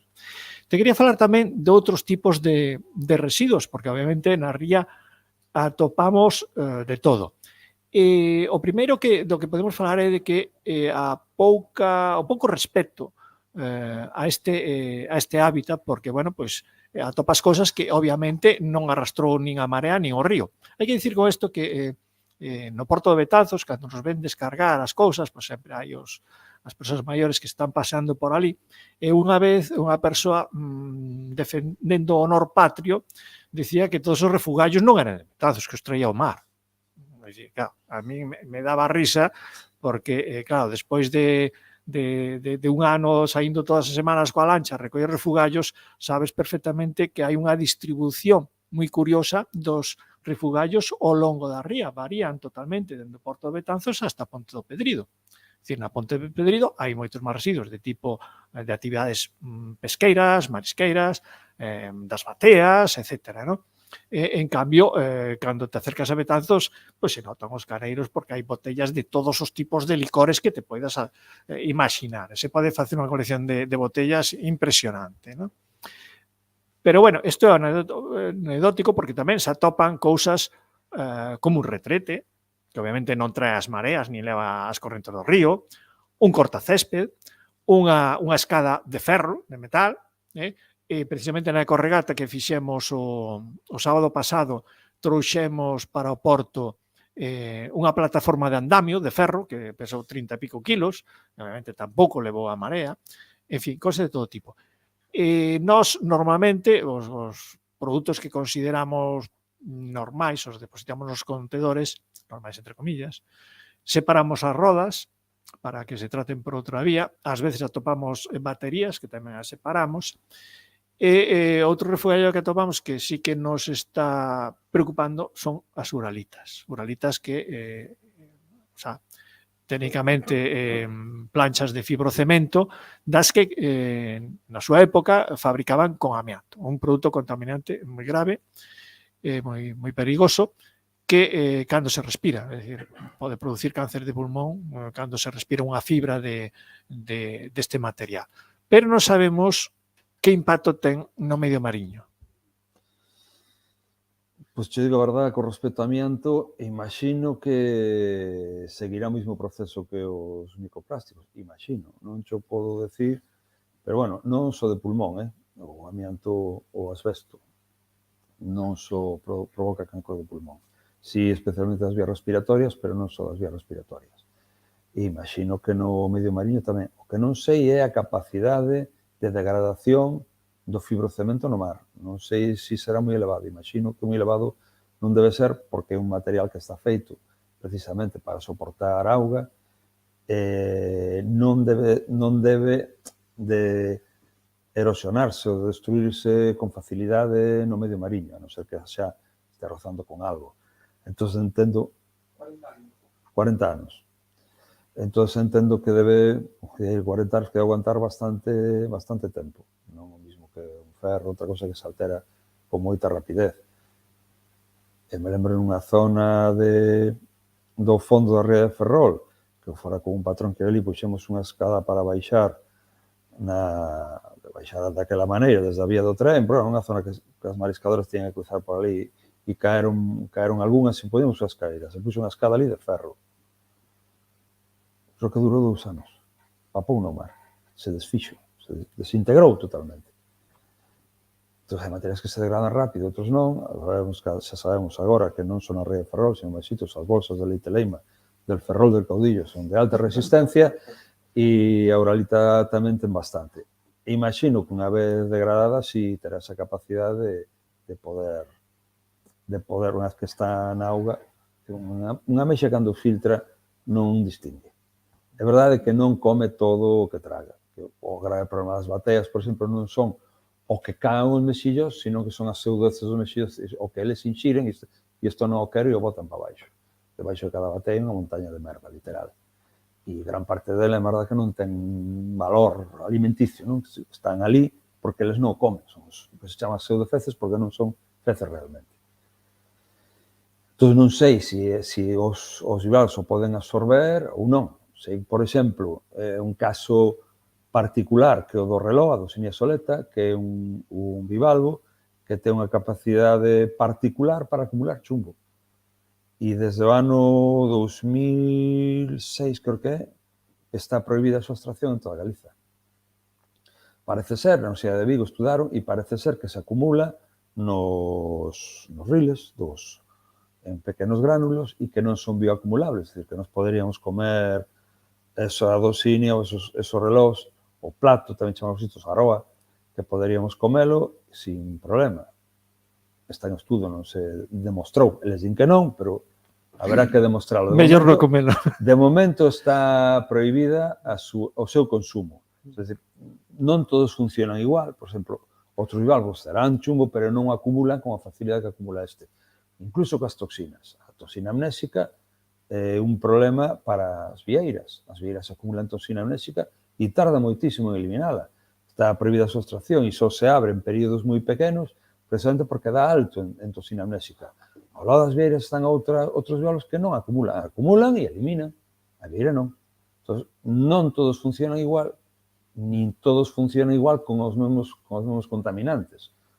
Entón, eu, en concreto, deso non che podo decir porque non o sei. E non vou falar do que non sei. O mellor é que retiremos, o que pasa é que como residuo perigoso temos un certo problema para a súa xestión, porque de entrada, pois, por exemplo, nun punto limpo, nun contedor non se recolle. Non sabemos... E podemos meter nun lío. Sí, non sabemos como faremos para proceder a retirar todo eso. Hai outro produto que retiramos, é dicir, cando imos a Marisma, pois a xunqueira nunca a retiramos igual madeiras, aínda que sexan de origen humano, non as retiramos, salvo cando están pintadas, que son normalmente pezas de barcos, non? E na ría de Betanzos, como pasa en outros sitios, hai moitísimos barcos arruinados, abandonados ali, podrecendo. Tamén no porto, pois, a xente pois amaña as lanchas, entón trae auga a presión, levanta a pintura, retira esa pintura. Entón, claro, estas pinturas que teñen os barcos, parece que teñen compostos bastante tóxicos, ¿no? Tanto as pinturas de protección como as pinturas anti-incrustacións de todos estos moluscos que poden chegar, cando a auga é suficientemente salada, poden incrustarse aí, ¿no? Entonces, o asunto de decir hasta que punto todas estas pinturas e todos estos barcos abandonados están causando un problema neste ecosistema. Hasta que punto? Vamos a ver, o problema das pinturas, a famosa patente que chaman, que pintan os barcos na zona de contacto con agua de mar, é unha pintura con biocidas, unha pintura altamente tóxica, con contidos altos de estaño e outros metais, que o que fai é que calquer animal que se pegue aí caia, se despega. Cando a pintura vai perdendo esa capacidade, pois empezan a incrustarse balanos, empezan a incrustarse algas, empezan a incrustarse... Eu vi embarcacións hasta con mexillós de bon tamaño. Bueno, en principio, se alguén conserva a embarcación como debe ser, que fai botarlle patente. Por certo, nos barcos grandes xa non se utiliza ese sistema. Tuvemos un problema, bueno, tuvemos varios problemas con Navantia, Fene, que facían reparacións, e falando co director en particular de Navantia Fene, nos decía que ahora utilizaban as pinturas anti-fouling e o funcionamento non era o de utilizar tóxicos para que non houbera incrustación, sino que eran pinturas autodecapantes. É como se foran liberando capas, se iban despegando, pouco a pouco. Ten unha pintura con unha capa e vai liberando unhas micras e calquer animal que se incruste acaba caendo. E que non eran tóxicas. Eso que ele decía, tamén me decía que a granalla que utilizaba non era tóxica e cando vin a composición da granalla metía medo, pero bueno. Agora casi todo chorreado fan con agua a presión. O cal é de agradecer, porque é verdad que arrancan a pintura, é verdad que esa pintura, inda que les din que recolle, cando se abren os diques, acaba no mar. Pero non hai granalla xa no mar, porque o limpan con agua. E con respecto ás outras pinturas, as pinturas en xeral son tóxicas, van descompoñendo e acaban na cadeia trófica. Antes falábamos de comenzar que o problema de todos os organismos, pero os bivalvos en particular, como son filtrantes, é a capacidade que teñen para acumular sustancias tóxicas máis alá das bacterias, da contaminación microbiolóxica, non senón contaminación química. Por eso, é mellor, non chega ao nivel de que ocorre con o atún, que non comas máis dunha vez atún ou peixe espada ou marraxo a semana porque acumula moito mercurio e chumbo demais, non? Non é recomendable. Bueno, pois, hai que pensar tamén cando comemos marisco, que é verdad que unhas ameixas finas grandonas destas, que a plancha poden estar ricas, ademais de carísimas, teñen moitísimo acumulado, moitísimo máis contaminantes químicos do que pode ter un berberecho, que é unha especie de crecemento anual, ou un mexillón, que agora xa o sacan, como chaman bateiros lacasitos, que é o tamaño que ten en Europa, que teñen meses, non? Entón, a capacidade que ten de acumulación de contaminantes é menor. A hora de comer, entonces, marisco, home, xa non, a maioria da xente non o fai simplemente por cuestión de economía, non? Porque ninguén se pode permitir comerse 12,5 de ameixas destas grandes cada día, non? Porque non podes, a non ser que te chames Amancio e te apelides Ortega, non? Pero, senón, o normal é que non podas. Pero tampouco é recomendable. Pero non só eso, é calquer animal salvaxe. En todo caso, todos estes barcos que están aí abandonados, é dicir, quen debía ou quen é responsable ou quen ten a competencia para retirar eses barcos que están no dominio público marítimo terrestre e que están producindo contaminación? Bueno, aparte das pinturas que citei, pues, hai barcos, bueno, están todo tipo de materiais, plásticos, ferros, etc. E incluso algún que cheiraba a hidrocarburos porque ten aceites ou outros produtos, graxas. Están aí indefinidamente, pasan os anos e ninguén se ocupa deles. O responsable é o propietario do barco. E cando tens unha embarcación a tens que registrar, e ten unha matrícula, ten un folio, e está registrado o teu nome. Se ti o deixas abandonado, eres o responsable del. Outra cousa que logo, como falamos de que non hai persoal para poder atender todo eso, entonces normalmente, pues, a total hai 40, un máis non se vai notar. Sí, pero o que ti comentabas, si barcos que teñen agora xa non tanto, pero antes barcos vellos con motores de bancada, que tiñan aceite dentro, bueno, lubricantes fundamentalmente, mas que combustible lo quitaban, pero os lubricantes, abrir ahora, vaciar o aceite, quedaba todo dentro. E iso, pouco a pouco, se vai desfacendo. Pero o responsable é o propietario, igual que se ti tes unha vivenda no casco vello de calquer cidade, a vivenda ben abaixo, o responsable é o propietario. Sí, pero obviamente tamén é responsable quen conduce a máis de 50 nunha zona limitada a 50 e hai un corpo das forzas de seguridade que vixía, sanciona eses comportamentos e actúa debidamente, pero aquí vemos que pasan os anos e non hai un organismo público que actúe de oficio. Claro, porque se esa persoa que salta a velocidade e mata a alguén, esa morte inmediata está en todos os sitios. A contaminación, a morte a longo prazo é invisible.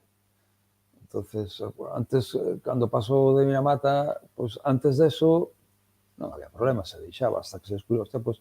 É máis malo do que pensábamos. Onte mesmo estaba mirando unha empresa que miraban os nitratos nas aguas subterráneas hasta o brao do ano 2002 estaba limitado a 50 miligramos por litro, está en 37. Se van baixando. E por qué? Porque poñen os seus límites hasta que se demostra que esos límites non son suficientes, que tienen que ser máis baixos. O problema deso é que se vai degradando aí e, bueno, como decía unha vez decía Bituco, que yo era tamén un mariñeiro, decía, o mar é máxico, porque tiras calquera cousa e non se ve, desaparece, non? Claro, desaparece, pero está aí. E vai degradando, e se vai acumulando, e vai estando aí. Pero fundamentalmente eso, o morto que produce non vai sair na primeira plana dun periódico e non vai sair no telediario. Entonces, é que en realidade, se poñemos mencionabas os 50 anos da esta entidade, non, na que estamos, creo que é unha cifra tamén bastante significativa, porque a veces reflexionando nesta mesma sala sobre a ría de Ferrol en concreto, que pode extenderse a outros dos. O que pasa é que a ría de Ferrol é bastante paradigmática porque aquí se instalou, pois, hai 200 anos unha industria de construcción naval que é a razón de existir da cidade. Pero, bueno, a primeira etapa, pois, o impacto probablemente foi mínimo porque eran barcos de madeira, eran outros os recursos. Pero a partir dos anos 40-50, donde nace Astano, donde nace unha industria xa de barcos metálicos na outra beira da ría, Bazán, a constructora naval, en fin, toda esa historia. Realmente, se nos damos conta, en 50 anos que ten esta entidade, máis menos, poñemos algunha década máis, é que viramos a situación, viramos para mal os humanos a situación da condición da ría, onde está ahora Astano, pois había zamburiña, había ostra, había, en fin, os produtos de altísima calidade e cantidade, non? Polo que refiren, todo iso está tapado debaixo de bueno, dos peiraos, dos almacéns, dos depósitos que se foron facendo ao longo do tempo. Aí estivo funcionando o Banco de Babosa máis productivo de Galicia, pero ao mesmo tempo se estaba granallando, non? Estaba decapando barcos con granallas metálicas, logo sustituíron por cerámicas. É dicir, isto é unha historia que si, en fin, que xa levamos así un certo tempo, casi en parte te deprime, en parte te aburre, pero que hai que contala para decatarse así en xeral de que realmente hai un vano, un espazo, un acotamento temporal donde podemos decir que nos cargamos estas rías en apenas unhas cuantas décadas e o resultado cal é? Nos anos 80 algún compañeiro biólogo que traballaba na ría de Ferrol falaba unhas cifras de produción en primeira venda das ameixas fundamentalmente, non? E eran as cifras que moi poucas empresas do metal facturaban. O sea, falaban xa de miles de millóns de pesetas daquela. E dis, bueno, e agora que? É dicir, o que producía petroleiros agora produce eólicos en mariños. Tubos. Bueno, tubos, non eólicos. O sea, fan a chapa, o traballo de chapa para... O máis barato. Exactamente. É menos cualificado e menos rendible, en términos de valores engadidos. Entón, esta reflexión creo que hai que decila alta e clara digamos, a xente, non? É dicir, realmente que o que estamos vendendo a cambio de que, non? Nese período tamén é certo que nos incorporamos a Unión Europea, que entramos en outros estándares de calidade e que reflexións como esa que facía o mariñeiro, de que o mar todo traga, ahora temos evidencia, non, de que non o traga, non lo escupe, non lo cuspe para fora outra vez. Entón, ahora sí sabemos o que está a pasar. Antes podíamos ter o beneficio da dúbida, non? Entón, esta non é a situación. O sea, sabemos, como decía CNN, non está pasando, lo estás viendo, non? É dicir, pois, isto é o que toca dicir, non? E, bueno, pois non tragar tanto por este estado de cousas. O problema é que, o que tú estás hasta, non? É que incluso a barriada de San Valentín, o colexo que tienen ali, chamase Xunqueira, por algo se chamaba así. Todo eso era zona de mar. É que construíron todo sobre mar. Bueno, xa era un proxecto despois de rematada a Guerra Civil que querían facer un aeroporto en Ferrol cubrindo todo, hasta desde a Ponte das Pías hasta o fondo, asfaltalo todo. Na práctica o están facendo, porque agora mesmo pasar cunha embarcación con marea baixa das Pías hacia o fondo da ría é imposible, tocas no fondo. Unha planeadora normal cun motor fora a borda, nin siquiera levantado. Poderías, se non fora porque te quedas espichado no fondo, poderías cruzar a ría de un lado a outro sin chegar siquiera a mollar o soño. É unha cousa increíble o nivel de colmatación que temos na ría de Ferrol. Bueno, levamos de conversa hora e media e como vedes podemos pasar aquí toda a noite. Eu para ir rematando despois dar un paso ás preguntas do público presente e ao público de internet, quería facerche unha pregunta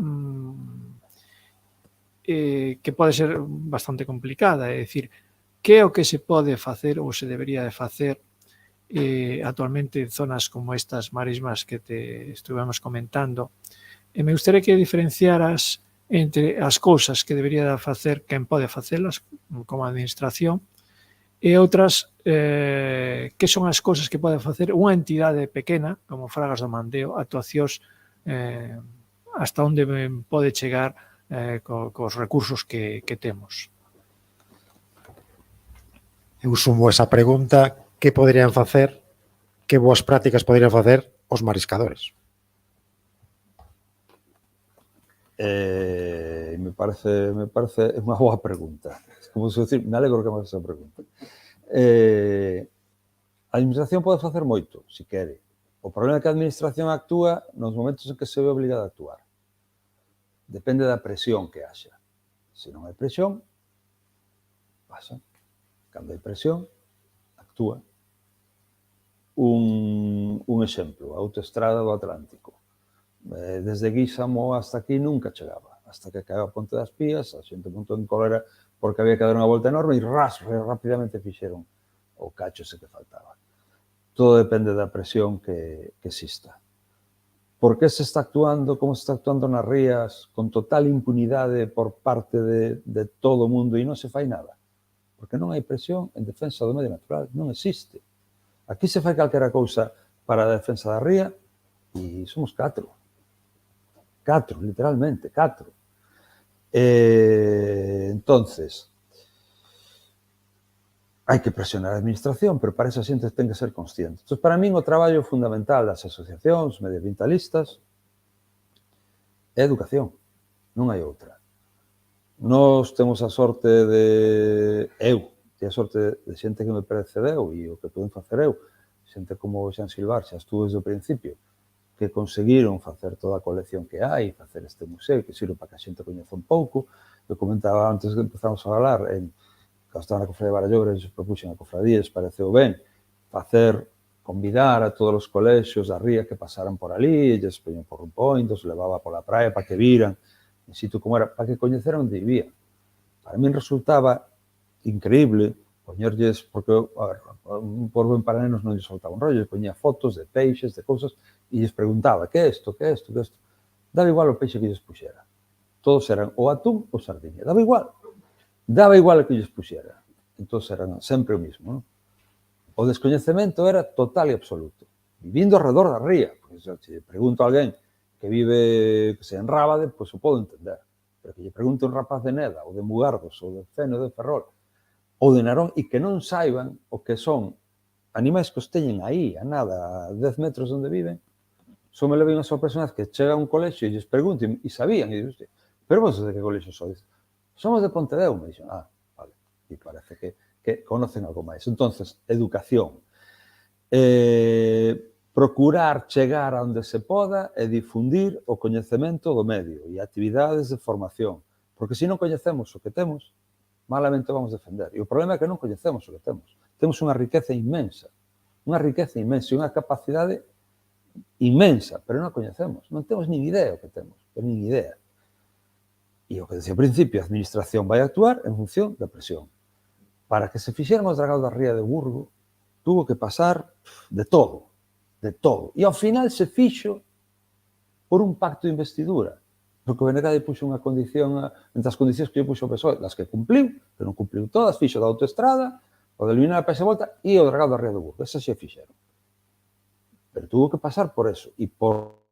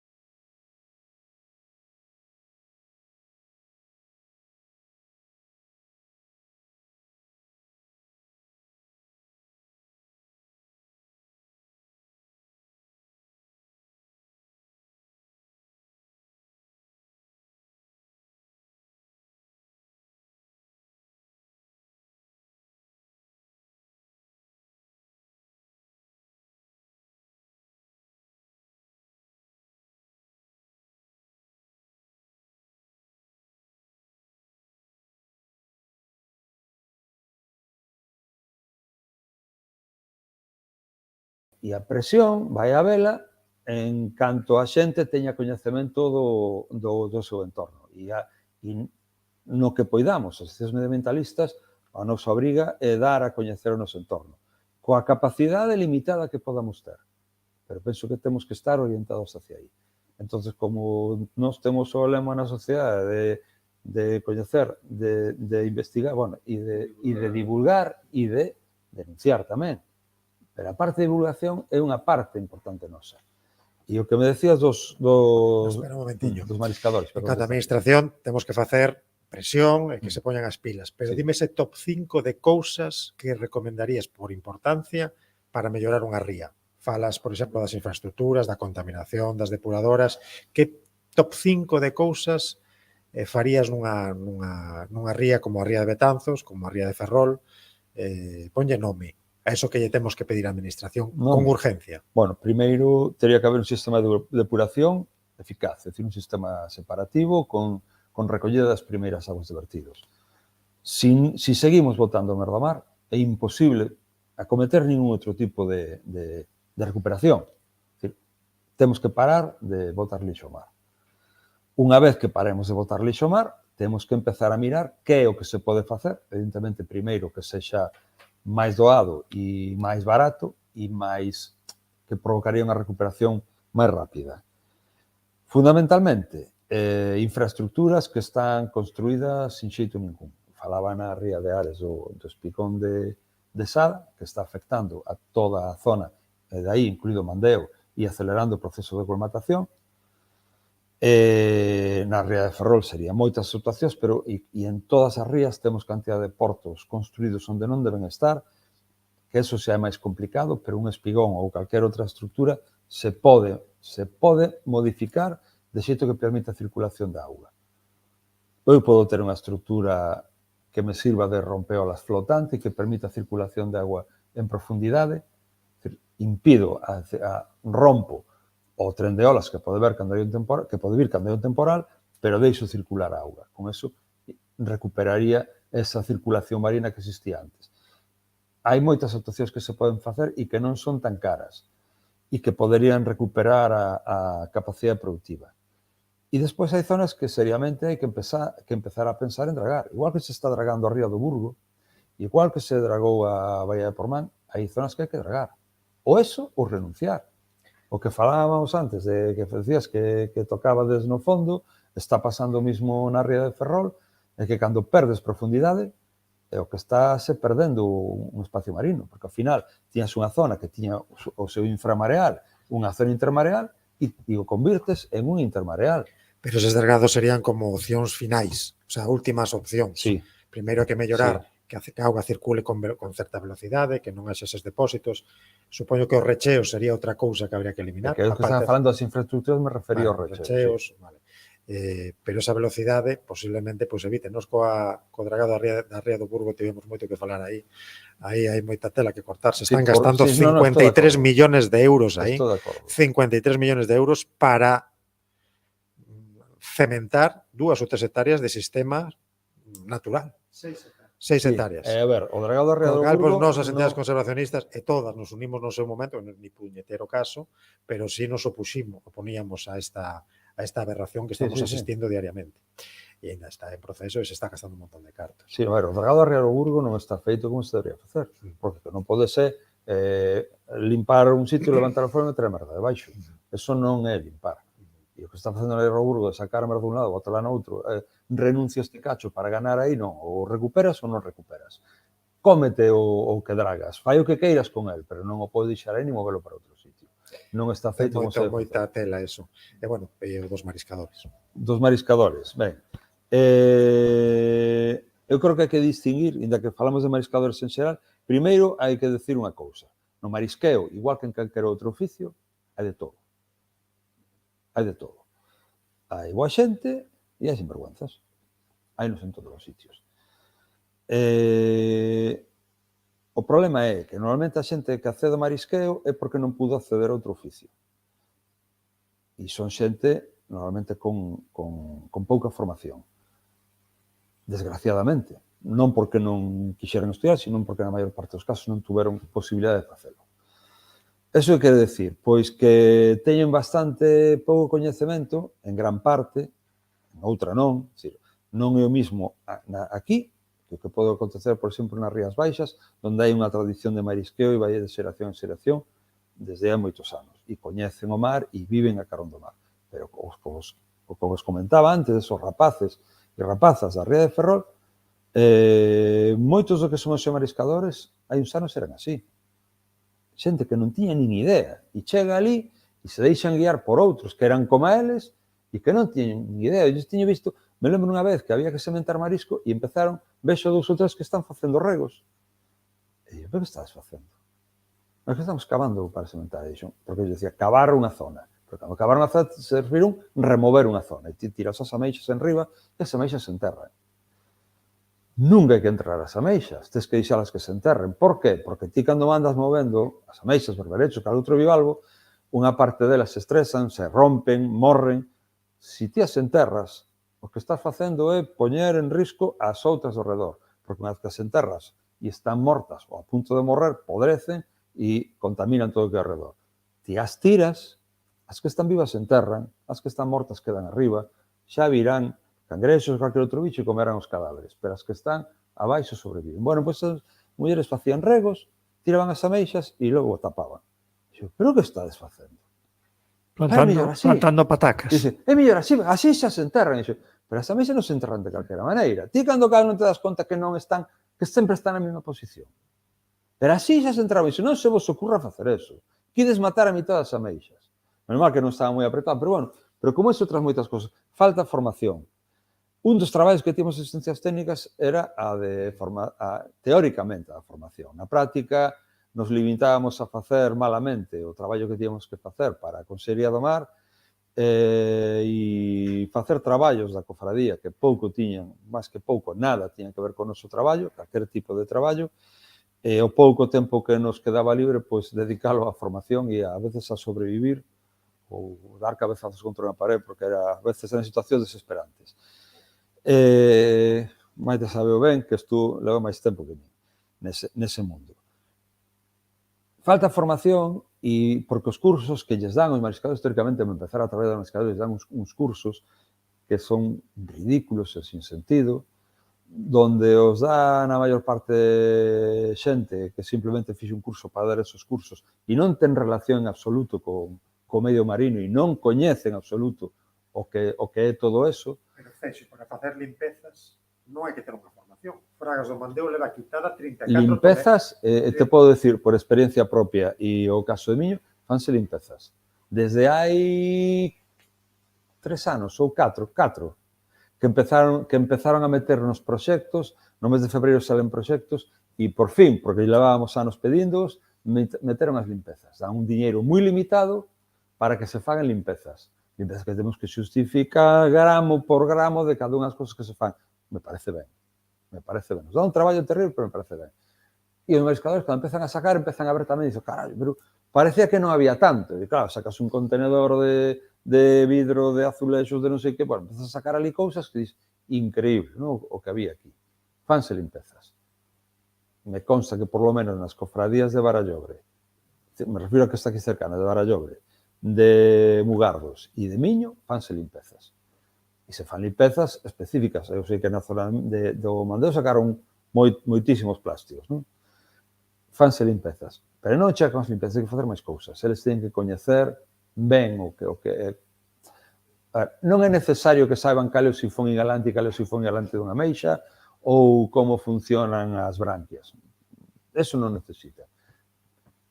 Igual que nos pasaba en biología. Eu recordo, por exemplo, o Vituco que era un profesor de zoología marina que, a diferencia de outros profesores que estudian basicamente sistemática, con ele estudiaba máis biología. É dicir, a interrelación de todas as especies e como funcionaba todo. Que para min era o máis lóxico e era máis importante. Logo, xa estudiar, para estudiar sistemática, te colles un libro e te podes a ler cando queiras. O importante é estudiar o conxunto, que é o que facía ele. E é o que lle falta, o que necesita a formación xente, estudiar o conxunto, a interrelación entre todos os seres vivos, os que sirven para sacar dinheiro para comer, pero os que non sirven tamén, para saber a relación que hai. Eso que lles falta, formación. E se tuver máis formación, probablemente asumirían mellor outras cousas, pero non a teñen. Porque o punto de partida, como decía ao principio, é moi baixo, por non decir inexistente. Hai cousas, eles comprenden moi ben as cousas que ven, pero tienen que velas.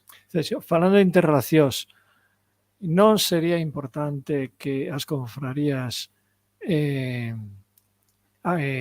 achegaran ou aumentaran a súa relación coas entidades conservacionistas como a Sociedade Galega de Historia Natural ou Hábitat? Porque eu lembro unha vez a unha presidenta de unha confraría dicir, onde están os de Greenpeace? E eu lle preguntei, ti eres socio de Greenpeace? Eu?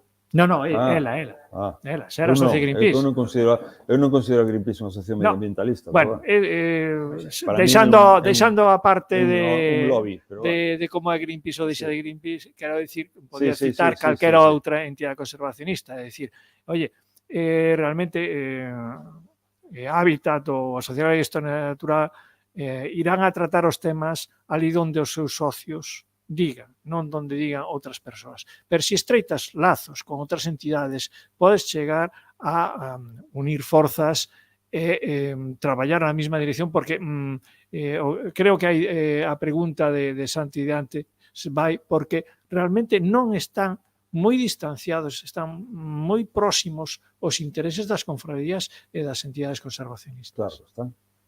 Non é que sexan moi próximos, é que son os mesmos Pero intereses. por que non se achega? Non hai esa relación fluida? Hai bastante reticencia por parte das cofradías, real, haina, porque tamén existe esa visión de que, a ver, tamén hai un problema, que é a confusión entre asociacións conservacionistas e animalismo. O animalismo é un problema gravísimo, que nos está causando, eu penso, polo menos o consciente, que causa moitísimos problemas a todas as asociacións medioambientalistas. Penso que Disney, espero que non o resuciten nunca, que non funcione eso, porque fixo moitísimo daño. Non só Disney, pero bueno. Hai bastantes reticencias porque os ven como non queren que quitemos o que falamos antes, a zostera, o cebado, como chaman aquí, non queren que fagamos non sei que, non nos deixan coller marisco porque esta xente están locos. Non é eso.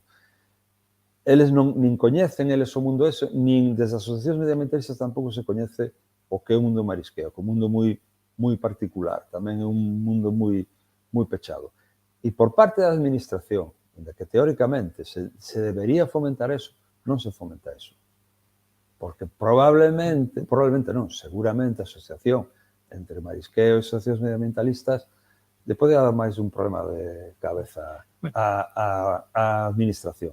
Pero xa unha última pregunta, que é unha repregunta, que antes te preguntaba que podía facer unha entidade de custodia do territorio como Fragas do Mandeo que se centra nas actuacións directas no medio natural. Deixamos a educación ambiental para todas as entidades como Hábitat ou Sociedade Galega de Historia Natural, que fan bastante ben. E salvo que, claro, realmente cando nós, por exemplo, nunha ecorregata, levamos a xente á marisma e recollen toneladas de lixo, entonces é cando se decatan de que a ría estaba toda chea de lixo, e se decatan de... moitas veces é a primeira vez que percorren a marisma e andan sobre a xunqueira e disfrutan dunha navegación pola ría. Entón se produce un cambio bastante grande. É dicir, estamos facendo educación ambiental indirectamente, pero unha educación ambiental moi forte. Pero claro, a educación ambiental ten un efecto, chega hasta certo punto, a partir de certo punto non ten efecto. Hai estudos científicos a ese respecto, non? E hai ese outro apartado de que a actuación directa dos cidadáns no medio natural crea un cambio de actitud bastante grande, porque obviamente a persoa que pasou toda unha tarde recollendo sacos de lixo, sacos de botellas e tal, pois non vai a tirar nada ao río. Pero, deixando eso aparte, que actuacións concretas se te ocorre neste momento, así rapidamente, podría facer unha entidade de custodia do territorio como Fragas do Mandeo? Actuacións directas no medio natural. Antes me falabas que tiñades viveiros de especies autóctonas. Tedes algún, porque nós temos a xente, a parte da línea, teñen están recuperando o territorio e van comprando. Vostedes, sí, custodia do territorio. Vostedes tamén algunha... Bueno, xa comentaba ao principio de que temos máis de 140.000 metros cuadrados en propiedade onde estamos restaurando bosque autóctono. Pero, bueno, eu te estaba falando do medio mariño. Claro, pero dentro do medio mariño non podes comprar porque é público, pero si podes actuar neso que falaba de limpar e demais. É que é complicado no medio mariño actuar do mesmo xito que en terra, porque non podes, porque é medio natural. No caso de especies invasoras é moi complicado, nós non poderíamos retirar o estabilizada. Non, porque ademais agora mesmo é unha especie comercial. Entonces non podes retirar unha especie comercial se non tes un permis de marisqueo, é que te consideraré un furtivo. Ainda que haxe unha barreira e este dificultando o paso, ti non a podes retirar porque eres un furtivo. Bueno, entonces, resumindo, xa para abreviar, porque é bastante tarde, Fragas do Mandeo realmente neste medio ten que limitar a súa actuación pois ao que xa está facendo, recoller refugallos. E pouco máis pode facer é concienciar a xente mediante estas actuacións. Bueno, vamos a dar paso, non sei se aquí no público hai persoas que queran facer preguntas, e tamén Manu poderá facer algunha que nos... que non hai ninguna pregunta feita por internet.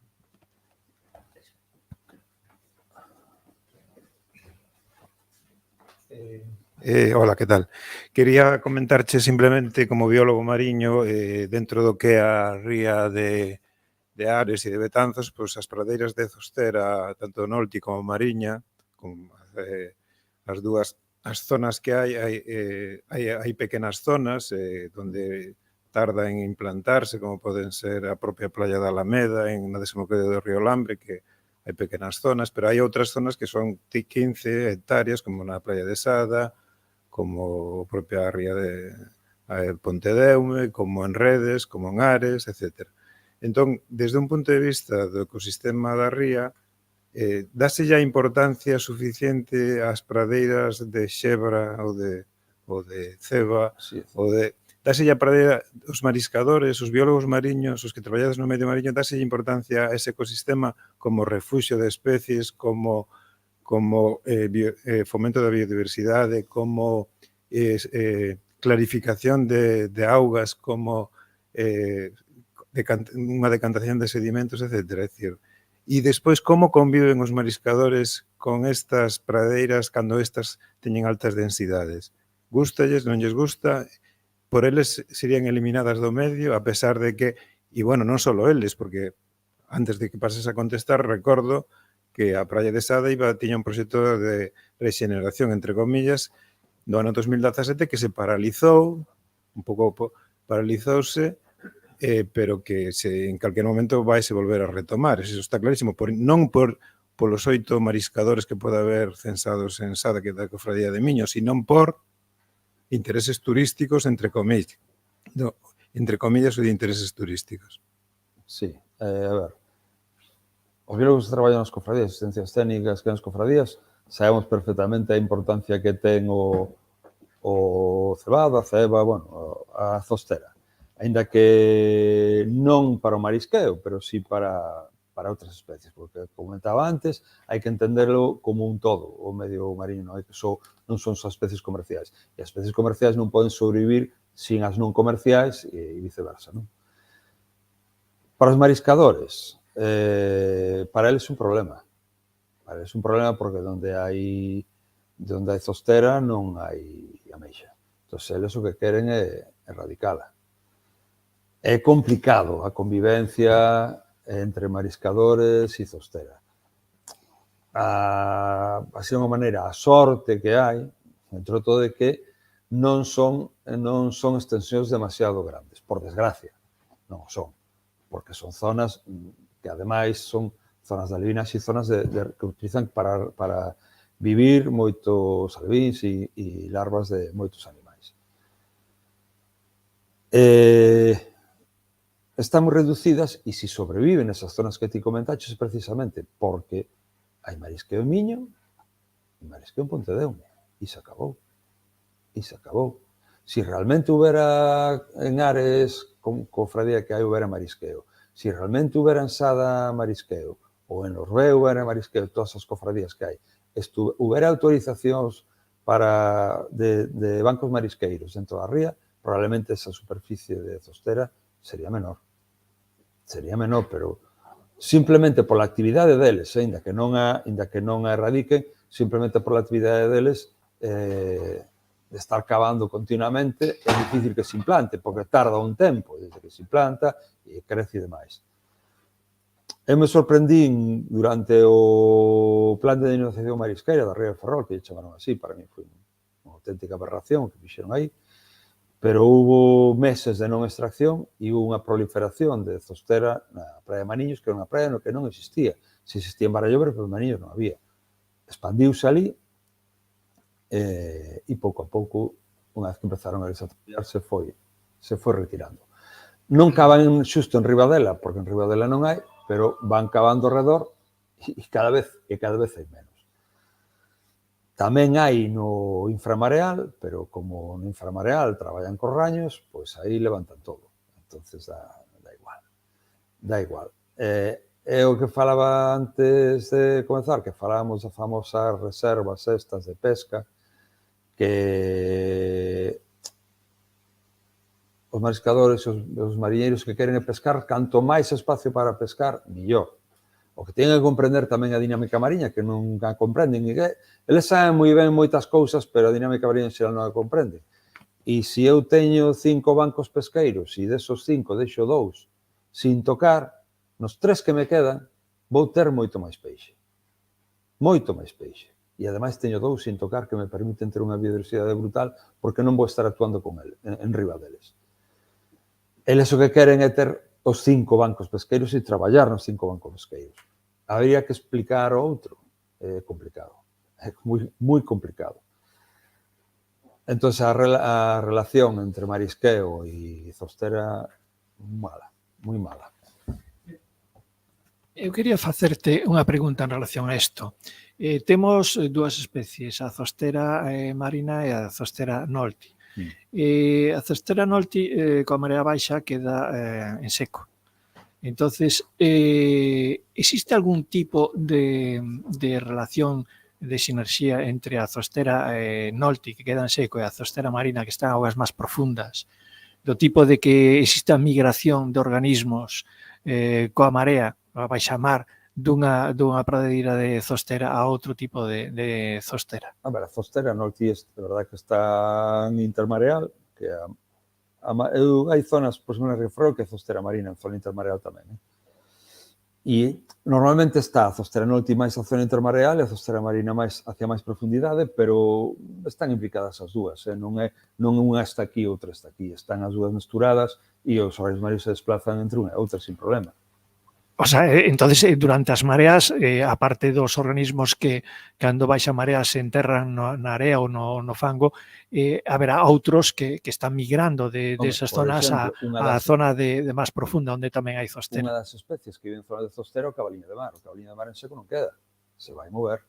Subirá cando suba a marea, pois para alimentarse, e baixará cando baixa a marea, porque el vive na zona zosteral, fundamentalmente. Entonces, o sea, a conclusión é que, independentemente de que unha este catalogada como máis ameazada que a outra, a conservación de ambas pradeiras, de ambos tipos de pradeira mariña é absolutamente importante. Sí, o que pasa é que a zostera marina, para vela, topar a zostera marina é moito máis difícil.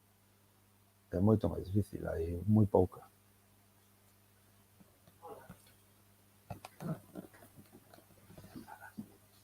A ver, preséntome. Son Maite, bióloga da Cofradía de Pescadores de Miño, na que levo traballando, pois vou facer 22 anos, e pois non teño o placer de conocervos, de ubicarvos, aínda que algún de vista, si vos conozco. Eu quería vos preguntar, como Asociación de Fragas do Mandeo, que tipo de actuación tedes feito con relación á falta de depuración no Concello de Paderne?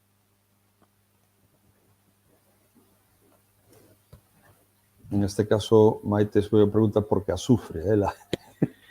Bueno, te agradezo a pregunta. Bueno, por unha banda, Fragas do Mandeo non é unha asociación, é unha fundación. Por outra banda, non é unha entidade ecoloxista, é dicir, é unha entidade de custeio do territorio. Entonces, nos nosos estatutos non se permite ese tipo de actuacións como a demanda ou a protesta pola falta dunha depuradora. É dicir, nos dedicamos a actuacións directas no medio natural. É dicir, ao ser unha fundación, ten un fin fundacional e se creou esta entidade con un fin fundacional de actuar directamente en accións directas no medio natural. Entón, eso está fora das capacidades de actuación da nosa entidade, porque non está nos nosos estatutos. Por que non está eso nos nosos estatutos? Porque cando se creou Fragas do Mandeo no ano 2010, grazas, entre outras, a entidades como o Grupo Naturalista Hábitat e a Sociedade Galega de Historia Natural, quedaba moi claro a finalidade desta nova entidade. As actuacións como as que estás comentando corresponden a estas entidades, a de demandar, protestar, reclamar, denunciar, etc. Todo eso queda en más destas outras entidades. Ahora, xa lles paso o micrófono. Hábitat, vale. Hasta onde chega unha entidade ambiental como Hábitat ou Sociedade Galega de Historia Natural? A onde podemos. No caso de Paderne, eu a verdad que descoñecía o tremendo problema que está bueno, eu o descubrín agora, eu vivo en Miño. Eu o desconocía. Santi Vázquez. As cofradías denuncian isto en medio ambiente, facedes os vosos escritos, nada? Desde o 13 de septiembre do ano 2006, Sí. cando entra a normativa europea, teño banco o 90% dos bancos marisqueros clasificados como zona C e a xente na casa.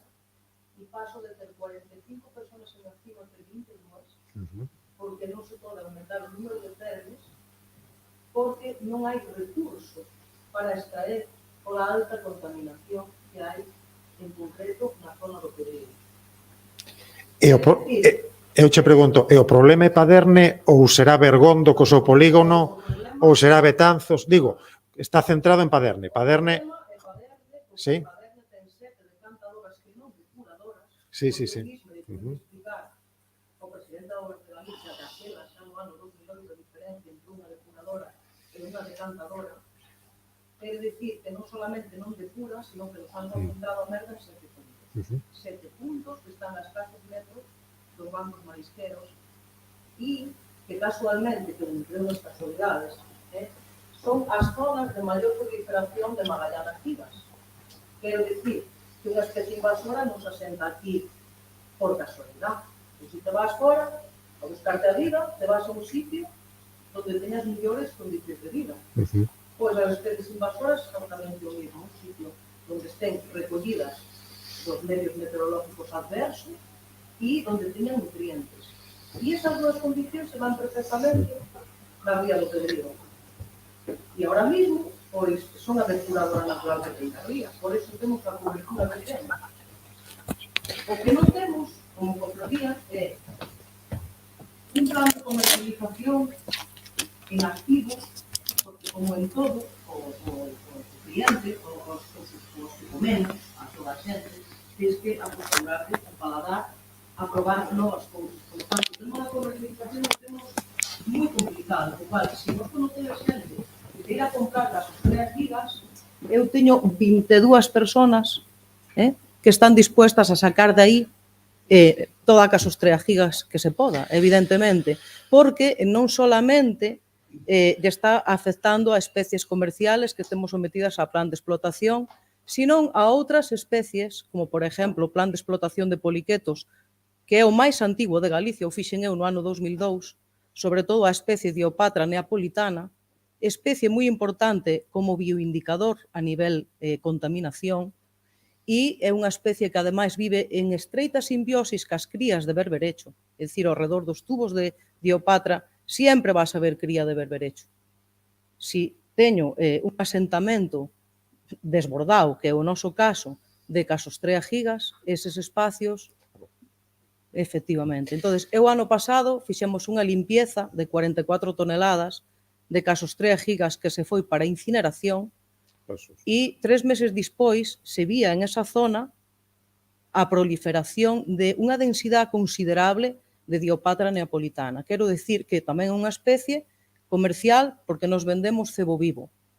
O que quero dicir con isto é que, e falo polos anos nos que eu estuven,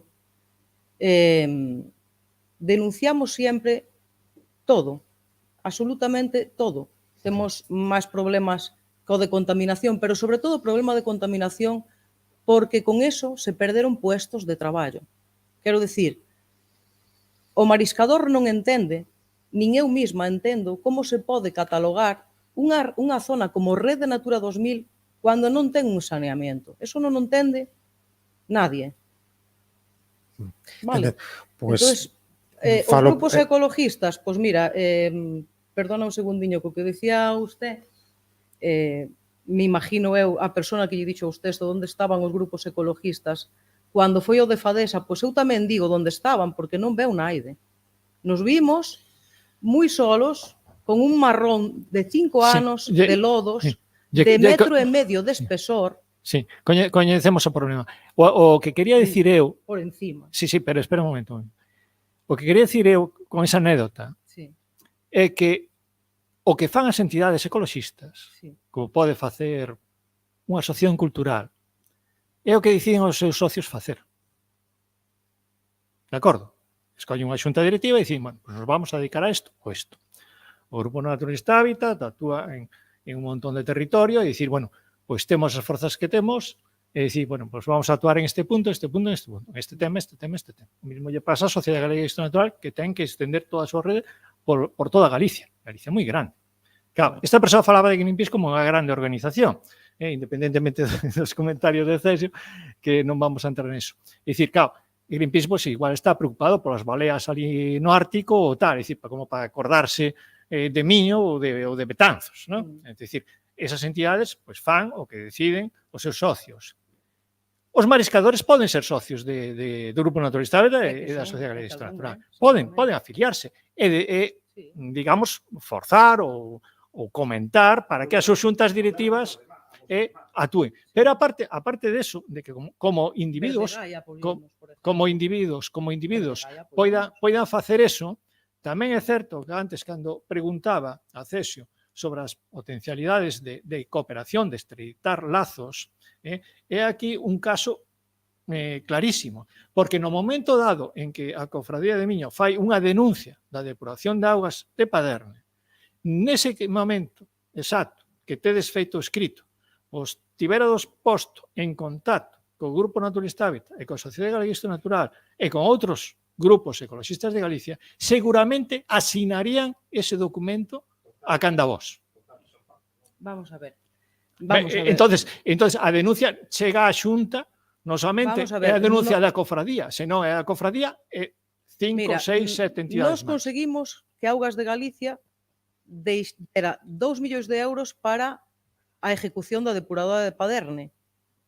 Pero nos non temos culpa de que na política haxa verdaderos ineptos, que votan 25 anos e que despois os que ven detrás deles do mismo color non sepan de existencia desto, porque daquela eran concejales. Quero dicir, e despois eu como usuaria da playa, non como técnica da Cofradía de Miño, calquera pode denunciar eso, porque cuántas veces está a zona do Pedrido pechada por auga non apto baño. Quero dicir... Non considera que hai esa posibilidade de cooperación? Pero é que nós nunca estuvemos pechados a eso. Pero tampouco. Tomaron a iniciativa. E vos a tomaste. A ver, Maite, o que ocorre... Pero como non vais a saber do tema se non sacamos nos medios de comunicación? Maite, o que ocorre, como decía Fernando... Durante moito tempo, Cesio, tú sabes, a expatrona dáballe moita caña a través da prensa, moita, Mas o que ocorre, Maite, como decía Fernando, é que o país é moi grande e as nosas forzas son limitadas. Forzas e socios e capacidade son limitadas. Bueno, eu creo que a miña expatrona, de todos os que están aí, todos a conocen. Tú a conoces. E eu penso que sí. Home, sí, pero por cuestión de traballo. Sí, é difícil. Porque dáballe moita caña. Quero dicir que os que viñeron despois non, tamén teño que dicir, non, pero... Isto que te comentas, con toda a boa intención, digamos que as entidades ambientales galegas temos o tamaño que temos. Non somos os salvadores do medio natural, porque temos unhas forzas moi limitadas. Vos estades a pé de campo. Os vosos recursos económicos salen de aí. Vivides gracias a eso. Sí. E nós temos que defender toda a Galicia. De eucaliptos, de vertidos, de especies invasoras, a nivel terrestre, a nivel acuático, parques eólicos, estamos cheos de facer alegacións. O sea, por eso, o reclamar de onde estábamos as entidades conservacionistas polo tema de Paderne, pois posiblemente... Mira, se eu con isto non che quito razón. O que che quero decir é, visto desde outro lado, sabes, que se é o teu medio de vida, que tú estés en Augas de Galicia, en medio ambiente, en costas, sabes? E en Chile, se fai falta, porque así estuvemos moitos anos, igual co de Fadesa que co de Paderne, pero habrá máis xente que está afectada por eso, porque eu vexo que está reserva da biosfera e terras do Mandeo, non? E mariñas de Tanzos. Ahora se han comprado un catamarán, non? Para ecoturismo, como dicía outro día a Diego. E tú, cando leve os turistas polo río arriba e veña toda a merda, que lle vas a dicir? Miren os páxaros, que bonitos son. Eu é que soy un pouco brusca. Pero eu quero decir que, se saneamos para todos. Para todos, porque eso é de todos. Non é só dos mariscadores. Ahora, os mariscadores, pola parte que me toca, eu teño que defendelos en ese aspecto. Porque na miña cofradía, en ese aspecto, se ha dado moita caña. Que pasa? Que non é a cofradía de Ferrol. E Cesio che pode decir. Si isto pasa na cofradía de Ferrol daquela con 300 mariscadores, Vamos, lle cortan o puente das Pías e fai unha depuradora en 6 meses. Pero é que é a cofradía de Miño. Entendes? E a cofradía de Miño non ten esa fuerza nin esa presión. Porque non a ten. A area da Playa Grande, tú sabes que traían area de fora. Bueno, pois a que lle dice de non traigas area de fora a costa son eu. E nos. Ollo, E nos. aí houve outras entidades que tamén dixeron que non. Xa, É dicir, xa. que está ben, pero Sí. aí exclusividade Sí. non a tedes. Eu non sei, eu cando digo eu é a cofradía, Sí. pero ten máis fuerza o Banco Marisquero de Bañobre co que vos podades decir. Vamos a ver. Políticamente falando, Sí. Ojo, porque ao final é todo política, por desgracia, Sí, sí, pero tamén o digo así.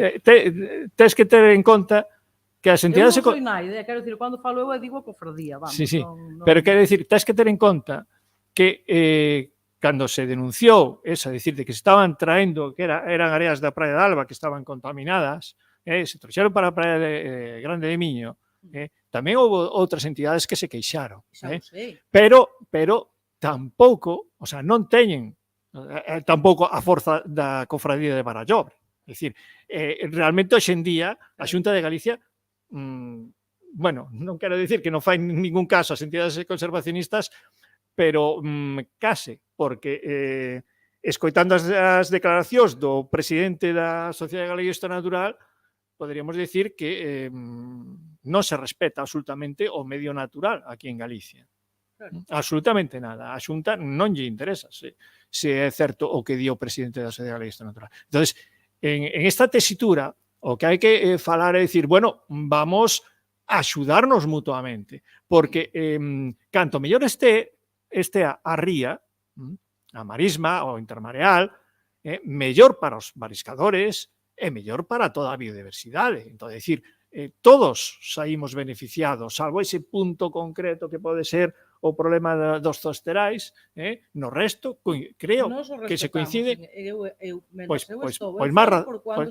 Pois máis razón. Entonces coincidimos ao 100%. Eu non fago unha aireación de sustrato ni unha siembra, e de feito, vamos, se pode corroborar o medio ambiente, porque ademais eles se dicen, no, eu non lle vou autorizar tal porque aí está detectado tal, vale, moi bien, está detectado no ano 90, porque aquí, claro, se remontan a enciclopedia, pero por aí non ven ni Dios.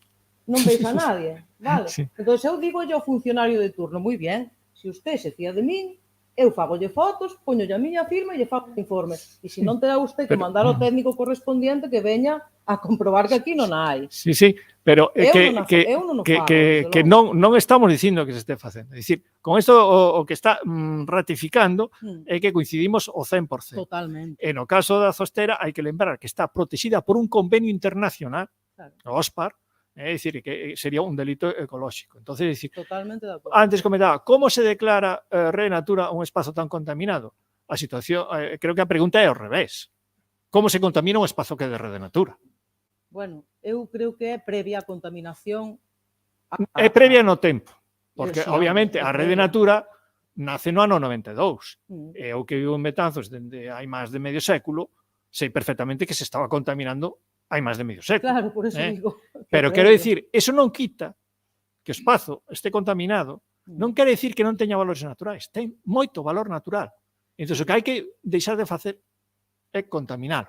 Ah, claro, se iso temolo claro. Mellorar o estado. Eu papo má contaminación da mesma maneira que a nós, ás veces, cando falamos dentro do pouco que podemos facer na ría, como xa vimos, que se limita a retirada de refugallos, que non son 4 refugallos, son 34,6 toneladas, máis de 34.600 kilos de refugallos, de todo tipo.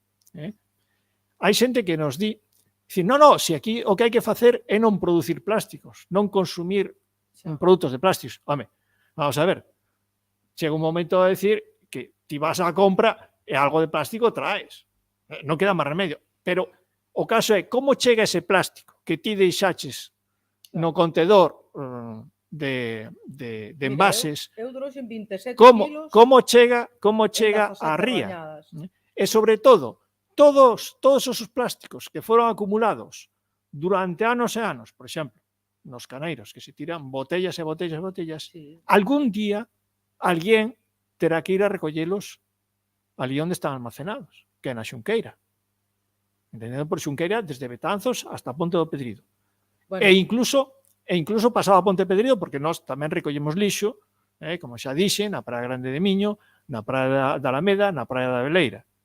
Non somente, nos gustaría traballar en máis zonas, pero temos unha capacidade limitada. nós non facemos un proxecto de limpieza, porque eu, por lo menos desde que eu estou, e ademais o plasmo nos planes de explotación, que todo o colectivo de mariscadores ten que ir, cando van aos bancos marisqueros, eles levan caldeiros, a parte do marisco, e traen toda a merda que encontran. Quer dicir, a limpieza ten que ser diaria. A mí non me vale, porque aparte non estou de acordo con ese tipo de proxectos, porque eu do meu diñeiro, do seu... De que tipo de proxectos? Dos proxectos de limpieza. Como? Que fai Fraga Mandeo? No, entendo que se No. refire ao... Eu non estou de acordo con que a Consellería, con diñeiro público, lle pague a xente por limpar a merda que tiran os demais. Eu non estou de acordo con eso. A merda, primeiro xa vai na educación ambiental que temos que ter todos, que por desgracia non a temos. Pero eu aos meus mariscadores, eles van a mariscar, e eu mesma, eu vou coller muestras, eu teño encontrado señales do Puente do Pedrido e subir ca señal para arriba. Quero dicir, que pasa? Que chego arriba e o Concello de Paderne, como moi ben sabedes, ali onde temos a lonja, non ten ni un contenedor. Tú chegas ali un lunes a coller muestras e te encontras de todo. E cando te digo de todo, é de todo. Entonces, a xente xa é porca, pero quizá tamén se houbera un contenedor, non che digo todos, pero boa parte tiraría o contenedor, non deixaría ali. Eso é unha cousa, por exemplo, que demandamos ao Concello de Betanzos, porque temos un problema cando desembarcamos no Porto de Betanzos, diante o sea, cando desembarcamos na rampla da depuradora, que ali non hai contedores. E xa reclamamos ao Concello que poñan contedores, porque ademais ali se fai botellón, e a rapazada pois tira todo ali, e dicir, mira, se poñedes un par de contedores aquí, pois non digo que todos os rapaces tiren todos nos contedores, pero basta con que sexa o 50% para que xa se recolla o 50% da porquería. Entón, claro, bueno, levamos máis de un ano e ainda non nos puxeron. Incluso recollemos nós un contedor da marisma, tirado na marisma, e o levamos para ali e despois desaparece. En cambio, no Concello limítrofe, pedimos tamén a mesma situación, contedores en menos de 24 horas están postos 3. Pues mira, nun sitio, nunha rampla onde non había, obviamente, unha rampla onde se botan barcos, volven barcos de recreativos ou de todo tipo e tal, pois sempre hai refugallos, e se hai un contedor ali, pois obviamente se usa, é máis un sitio en que aparcan tamén autocaravanas e tal, non sei que, entonces efectivamente, estamos, o sea, vemos que se seguimos falando, vamos a coincidir en un montón de cousas. Non, si eu non te digo que non vayamos a coincidir, quero dicir, a miña tónica non é ao mellor a que se ha interpretado ao principio, pero eu teño que defender desde o puesto que ocupo tamén o que nos hemos movido, Quizá ao mellor que non foi moi visible, probablemente, pero que nos hemos movido e nos seguimos movendo. Quero dicir, con relación aos contenedores, ainda trouxemos un outro día do Banco de Souto. Quer dicir, cada vez que ven os caneiros, eu traigo contenedores, traigo calcetines, traigo calzoncillos, pantalones. Quero dicir, podo ir vestida para a miña casa e metida nun contenedor. E iso todos os anos. Despois, por exemplo, plásticos que nos encontrábamos no que é o Canal do Río, era sobre todo da zona dos invernaderos, de épocas de temporal que volaban, non é que a xente o tirara, senón de que accidentalmente caían tal, se van ao fondo. Bueno, pois eu me acordo de facer arados con endeños de vieiras en cope, precisamente para sacar do fondo todo o lixo que viña. Porque eu non quero que haxa eso. Na nosa lancha levamos un sacho precisamente para sacar eses plásticos que están semienterrados.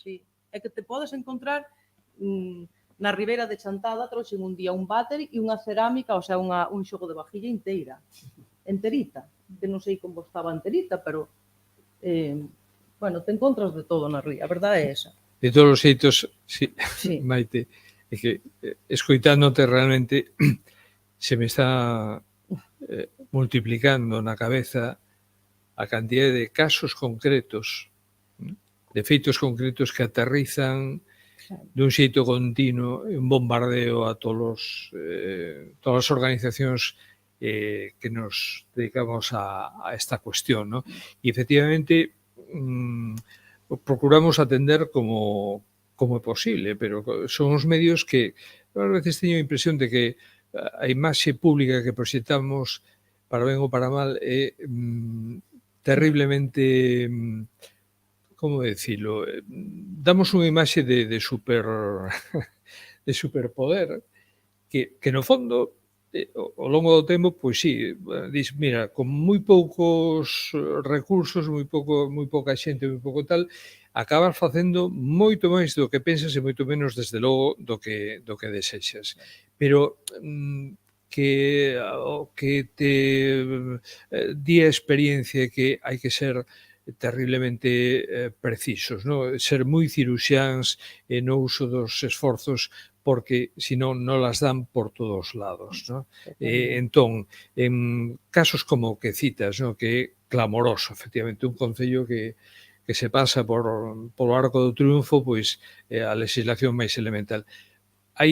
Realmente hai que xuntar esforzos no momento de, bueno, que se suscita o problema, que hai un esforzo por parte de un axente, no? Como o caso dos mariscadores, é o momento de reclamar o reforzo, o apoio e tal, para intentar, digamos, ser o máis eficientemente posibles, porque, por desgracia, o que temos diante é unha administración que, efectivamente, como resumiu o noso presidente, pero constatamos nós desde hai décadas, non está polo labor, ou por máis labor, que actuar únicamente reactivamente cando a cousa se lle pon peleaguda. E o noso papel, en todo caso, é xustamente ese, ser analíticos, ter o diagnóstico claro e intentar ser efectivos, porque non llevas levar o pulso máis que empregando as forzas moi selectivamente, no? Por iso, Claro. En fin, creo que este é o tema, estar unidos, vamos, cando para levantar a voz ao mesmo tempo, porque senón é perder o tempo, desgraciadamente. Que collo moitas veces o teléfono cando a xente nos chama para reclamar. Eu sempre lle digo a xente que Hábitat, igual que Sociedade, igual que Caroto, é un nome. Calquera que se queira vir a botar unha man ás nosas entidades, ten as portas abertas. Se alguén ven, seades vos, sea calquera, que diga, ois, vamos a enfrentar isto xuntos. Nos traemos a man, a forza e a xente para votar e poder facer cousas xuntos. Das entidades, o que pasa que moitas veces nos reclaman a nós como se nós tuviéramos un contingente detrás de... Exactamente, como se tuviéramos un contingente e se supera desa interhistoria que hai detrás dunha entidade, que somos 4 ou 5 os que estamos facendo cousas, e o que nos reclamamos da sociedade é que nós somos igual que vos. O que pasa é que dimos un día un pasiño de decir eu vou implicarme no meu tempo libre, vou facer cousas. Claro, estamos falando de unha entidade de 50 anos. Claro, claro. Estamos falando de unha entidade como Hábitat que ten 44 anos. Pero, bueno, as forzas que son... eu vexo claramente aquí un semi-emparejamiento a ver. Con as entidades ambientales. A ver, eu que te digo é... traballar xuntos e mellorar cousas que igual pues, estamos un poquinho separados. Eu creo que sempre... Eu penso que non tanto. Non, eu tampouco. Eu no fondo penso que non tanto. Vexo te falar e o vexo clarísimo. Pero joder, sempre, bueno, vos reclamades esos puntos de depuración no Concello de Paderne, sinceramente, mira que vivo en Miño, estou máis preocupado do que verte a empresa de tableiros que hai en Betanzos. Mira, eu aprendí unha cousa, vamos, ao largo destes anos, e a seguinte. Bueno, primeiro, non xa como técnicos somos a última carta da baraxa. Quero dicir, Cesio che pode dicir, quero dicir, ao final xúntanse todos e aí flota unha política que non te podes ni imaginar. E estás ali tú co teu informe técnico e dices tú, mereceu a min a pena coller a molladura ese día para estes, non? Ahora facer política. Bueno, no caso de Paderne, eu fixen moitas reunións, nós como cofradía, moitas reunións con Aguas de Galicia, con Medio Ambiente, con todo o mundo, con todos os concellos, con todos os alcaldes. Incluso invitei a xente que non tiña nada que ver co tema. Primeiro se nos dixo que había licitación dos terrenos no ano 2015. No 2019, o mismo fulano me dice a min e a todos que non hai licitación dos terrenos. E eu vendo como había unha publicación no DOGA de 2 millóns de euros para a ejecución da depuradora antes do 2023. Entonces, cando minte, antes ou despois, porque iso é unha cloaca, lle digo eu, pois eu por dicir isto que é unha cloaca, porque é unha cloaca, porque tú non solucionas un problema se non lle pois nombre. Eu eso teño claro, como todo na vida. Se tú non tens claro cual é o problema, tú non lle vas a buscar a solución. Entonces, eu digo que é unha cloaca. A min ali me ataca todo o mundo. Cando che digo todo o mundo, é todo o mundo. Pero claro, non o digo eu verbalizo. Quen dice eso son as analíticas de microbiología, das muestras de mejillón, dos bancos de Cuco e Castelo, que dicen que ali hai 65.000 Escherichia colis por cada 100 mililitros de líquido intravalvar. Polo tanto, eu a eso lle chamo cloaca. Ni zona D, ni zona W. Porque xa non hai máis letras no abecedario. Eu é que soy moi brusca, ao mellor falando, pero é que eu levo con este problema desde o ano 2006. Entonces, tens que falar claro. Quero dicir, que pasa? Ali houve un alcalde non que me dice, joder, serénate. No, vale, tú acabas de chegar, tú acabas de aterrizar. Que foi o alcalde de Miño. Digo, pero eu levo en isto moitos anos. Hasta cando tuvo esa paciencia? Hasta que no ano pasado o mismo Concello de Paderne, a través das tuberías que desembocan no río Lambre, de toda a mierda que cagan os que ven o do Opus Dei da parte de arriba, lle contaminan con unha cantidad de fecales que non che quero nin decir, toda a Ponte do Porco, e está pechada desde Nuestra Señora hasta o 24 de agosto, toda a Ponte do Porco. Eu estaba de vacacións, que estaba moi ben fora de aquí, por cierto, Cando cheguei, como me acordei de ti? Bueno, pois aí está. Entonces, a veces, a clase política ten que recibir da súa propia medicina, porque tamén lle vai o bolsillo do Concello. É tristísimo decilo, pero é así. Bueno, pois agora estamos codo con codo cos vertidos de Bañobre, porque Bañobre é un banco marisquero de zona C desde maio hasta octubre. Camping de Bañobre, sanción. Sanción que lle fixeron sacar os tubos, analítica desde agosto hasta julio. Perfecta. Algo se fixo. E estamos en máis, porque claro, hai xente que ten fosas sépticas que vacía. Claro, eu pido anualmente as mostras de Intemar a secuenciación. Este ano, pois mira, me acaban de chegar hoxe pola mañá. 19 de junio. Alto índice de Escherichia coli en 3 bancos marisqueros, 3 zonas en concreto. Banco de Espiñeira, zona da Xurel, é dicir, desembocadura do Mandeo, Punta Corbeiros, é dicir, debaixo do cementerio, o sea, ao fondo do puerto, e Banco de Bañobre. Eso é unha casa? No, señores, no. Eso non é unha casa.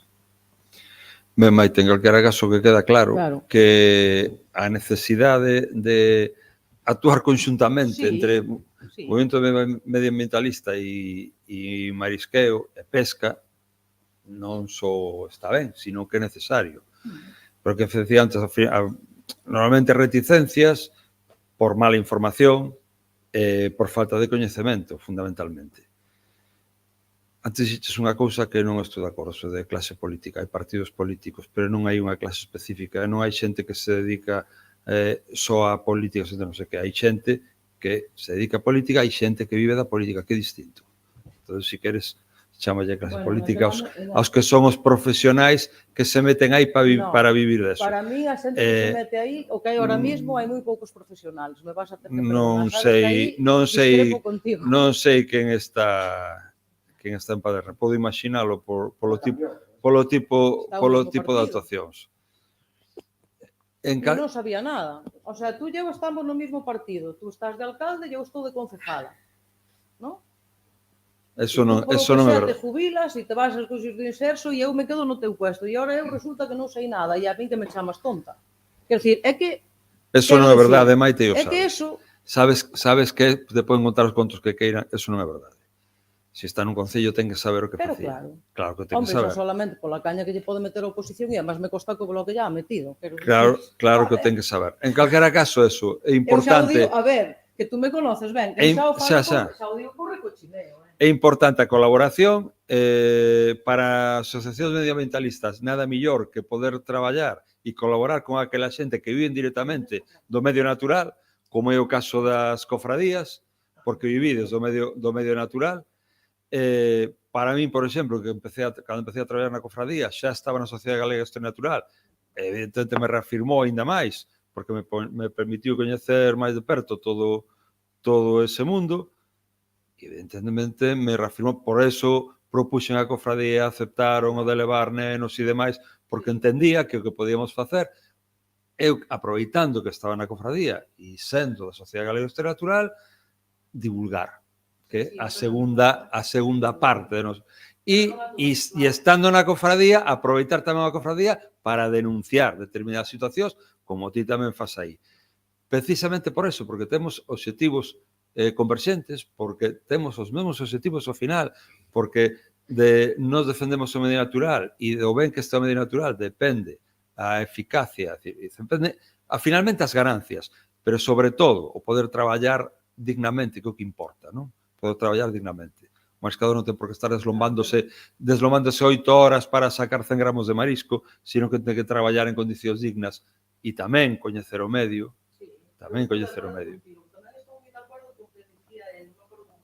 Fernando.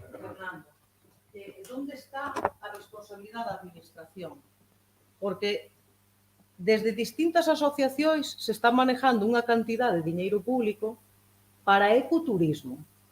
E digo eu, como se permite gastar diñeiro público para ecoturismo en unha zona que está sin sanear? É que eso non nos pode... Bueno, eso aí estamos entrando nun terreo que vamos a ver, eu estuve na directiva do GDR. Do GDR, que é a entidade xestora da Reserva da Biosfera, que é quen fixo contratou este catamarán, fixo un concurso para a súa xestión, etcétera, etcétera. Entonces, o asunto é que aí hai unhas mesas sectoriais.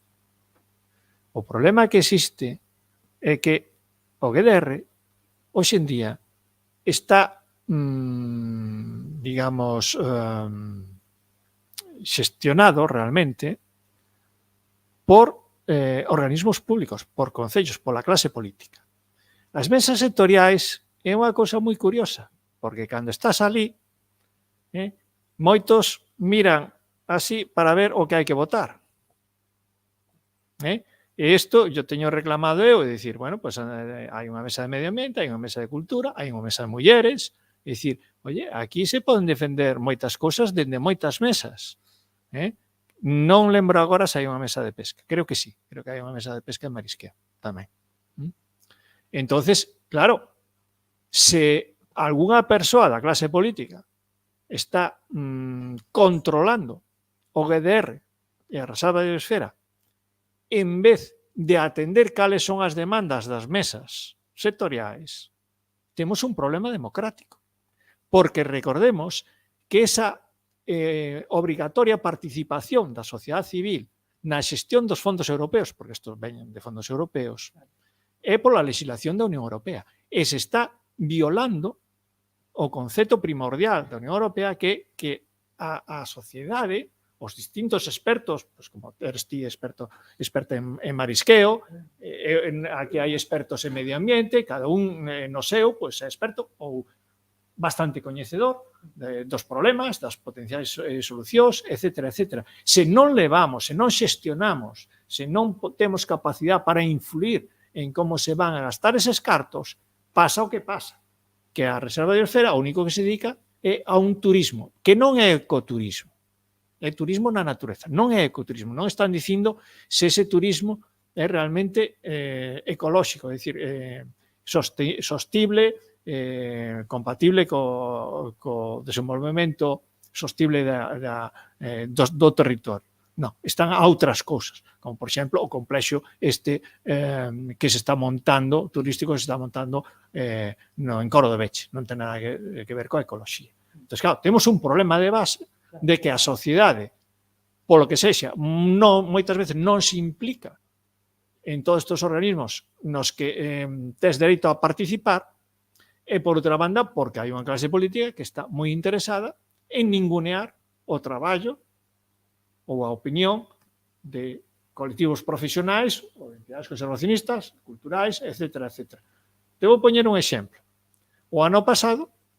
a Reserva de Biosfera apoiou unha carreira, que ao final foron 5 carreiras, por un espazo da Rede Natura donde a Consellería pretendía que calquera cidadán, cando colle o bote, teña que mandarlle unha solicitud de permiso á Consellería con data, punto de partida, punto de volta e horario. Resulta que autoriza unha carreira, 5 carreiras, 5 probas, o Día Mundial de Aves Migratorias. E como non basta eso, despois chegan a Betanzos e se autoriza baixar por un monumento como é a Torre de Roló, que hai ali na Plaza da Constitución, ali en riba, e que baixen os escaladores por riba do escudo en pedra máis antigo da vila. Ese é o respeto á Reserva de Biosfera, ao patrimonio natural e cultural da Bisbarra. Entón, claro, cando chega a hora de abordar o que tiña que abordar a Reserva de Biosfera, que é unha produción sostible, é dicir, ver como podemos multiplicar a produción de marisco, aumentar a productividade da ría, tanto biolóxica, tanto en biodiversidade, como colateralmente, porque é o mesmo, estamos falando do mesmo, de mariscos que se comercializan, como a produción de peixes do que estamos falando, tanto de peixes, tamén estamos falando de moluscos cefalópodos, é dicir, non moluscos de cuncha, non?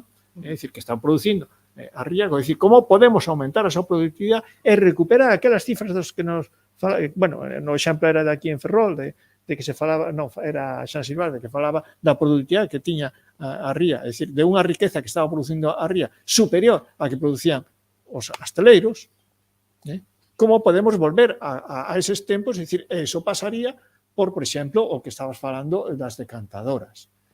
Eu coñecín o proxecto Mandeo, de feito, a través de outra asociación nos opuxemos a determinadas actuacións do Plan Mandeo, que era unha auténtica barbaridade, e te quero lembrar que esas decantadoras fixos o Plan Mandeo, dirixida por Jerónimo Puertas, un enxeñero, profesor da Universidade da Coruña, de hidráulica, que precisamente ahora convoca que vai participar na Cátedra de Malsa nunha conferencia sobre os ríos a través dos espazos urbanos. Bueno, fixeron unhas decantadoras con deses 12,5 millóns de euros que tiña o Plan Mandeo, destinaron a metade, aproximadamente, 6 ou máis ou menos, aproximadamente, a mellorar o sistema de saneamento. Que fixeron mal? O fixeron señores que teñen un título superior, que se supoñen super expertos e tal, e o fixeron mal. Eu non entendo deso. Eu te podo dicir que outro día pasei, fui ali ao Observatorio do Souto, baixei ali ao regato e tal, sabes que está, cando se baixa máis ou menos da igrexa ao observatorio, se pasa ali ao lado dunha decantadora, e cando cheguei ao regato abaixo, pois vin, bueno, a típica restos de augas fecais, a parte de invasoras, ali no regato. Claro, bueno. Como ahora convencemos a Deputación? Hemos subido hasta arriba, hasta o matadero de Montellos. Sí, pero... Todas as sancións que se puxeron ao matadero de Montellos foi por denuncias da Cofradía de Miño. Había xente ingresada porque bebían auga dos seus pozos e esas augas estaban contaminadas. Te podo poñer outro exemplo. Quero decir, que nos a ese nivel dimos tal, pero somos unha cofradía... Sí, claro. Antes pequena e agora... O problema de base é como potenciar a capacidade que ten a cofradía, a vosa cofradía, para que se escoite as vosas reclamacións, os vosos coñecementos. É o mesmo problema que temos as entidades conservacionistas. É dicir, cando eu mandei a nota de prensa de que en menos de 12 meses, ainda non completáramos os 12 meses, é dicir, nós compramos unha lancha para recoller lixo na ría, e grazas a unha subvención de Deputación. Entón, iniciamos unha campaña se chamaba Basuraleza 12 meses, 12 toneladas. Non chegábamos, o sea, levamos 10 meses e xa chegáramos a 12 toneladas. Mandei unha nota de prensa. Ninguneáronos totalmente. É dicir, cantas experiencias temos en Galicia de que unhas persoas que non temos ningunha obriga, nin nos vai no salario, porque eu estou xubilado, e además non traballo nese sector, que é o sector de informática, entendes? É dicir, é como a min, os outros que me axudan, que non nos vai no peto todo isto, e os medios de comunicación... Sí que nos vai, que gastamos moitos cartos... Bueno, sí, pero non na entrada, na saída. Como nos ningunean estes medios de comunicación? E curiosamente, mira, un medio de comunicación en concreto, que nos ninguneou nese caso, resulta que publica a columna casi completa outro día, vía, é dicir, o Grupo Lobo, das Fragas do Eume, coa protectora de aquí, Cometa, de aquí de Narón, e van a retirar lixo ali nas Fragas do Eume. Eu me quedei así extrañado de que lle publicaran isto, porque tamén o Grupo Lobo tamén é unha entidade pequena, a asociación esta Cometa tamén é pequeniña e tal. Por que? Porque unha das entidades que colaboraba a iso era a Consellería de Medio Ambiente. Entón, claro, como a Consellería de Medio Ambiente e a Xunta paga anuncios nese xornal a páxina completa, entonces se publican as noticias. Como Fragas do Mandeo nunca lles contratou absolutamente ningún anuncio, porque non temos cartos para iso, entre outras cosas, pois se estuviéramos, os dedicaríamos realmente a conservar a natureza, pois nos negan a sal e a agua. Entonces, claro, cando aquí outra entidade quería apañar €500,000 da Reserva de Biosfera, eu lles propuxen decir, mira, antes de empezar a facer cousas, habería que facer unha auditoría do Plan Mandeo. E se me puxeron así, coño, vamos a ver. No Plan Mandeo se gastaron €12,5 millóns. Non é unha coña. Unha auténtica pastón.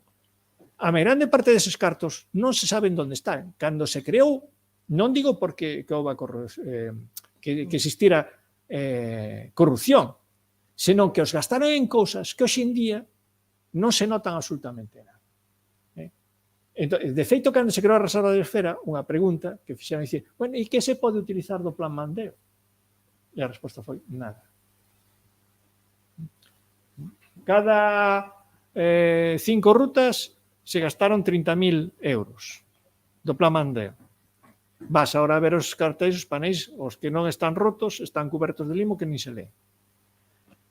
Gastaron tamén outra barbaridade de cartos para regalarlles panos de mesa, servilletas e tal, aos restaurantes. Te quedas así.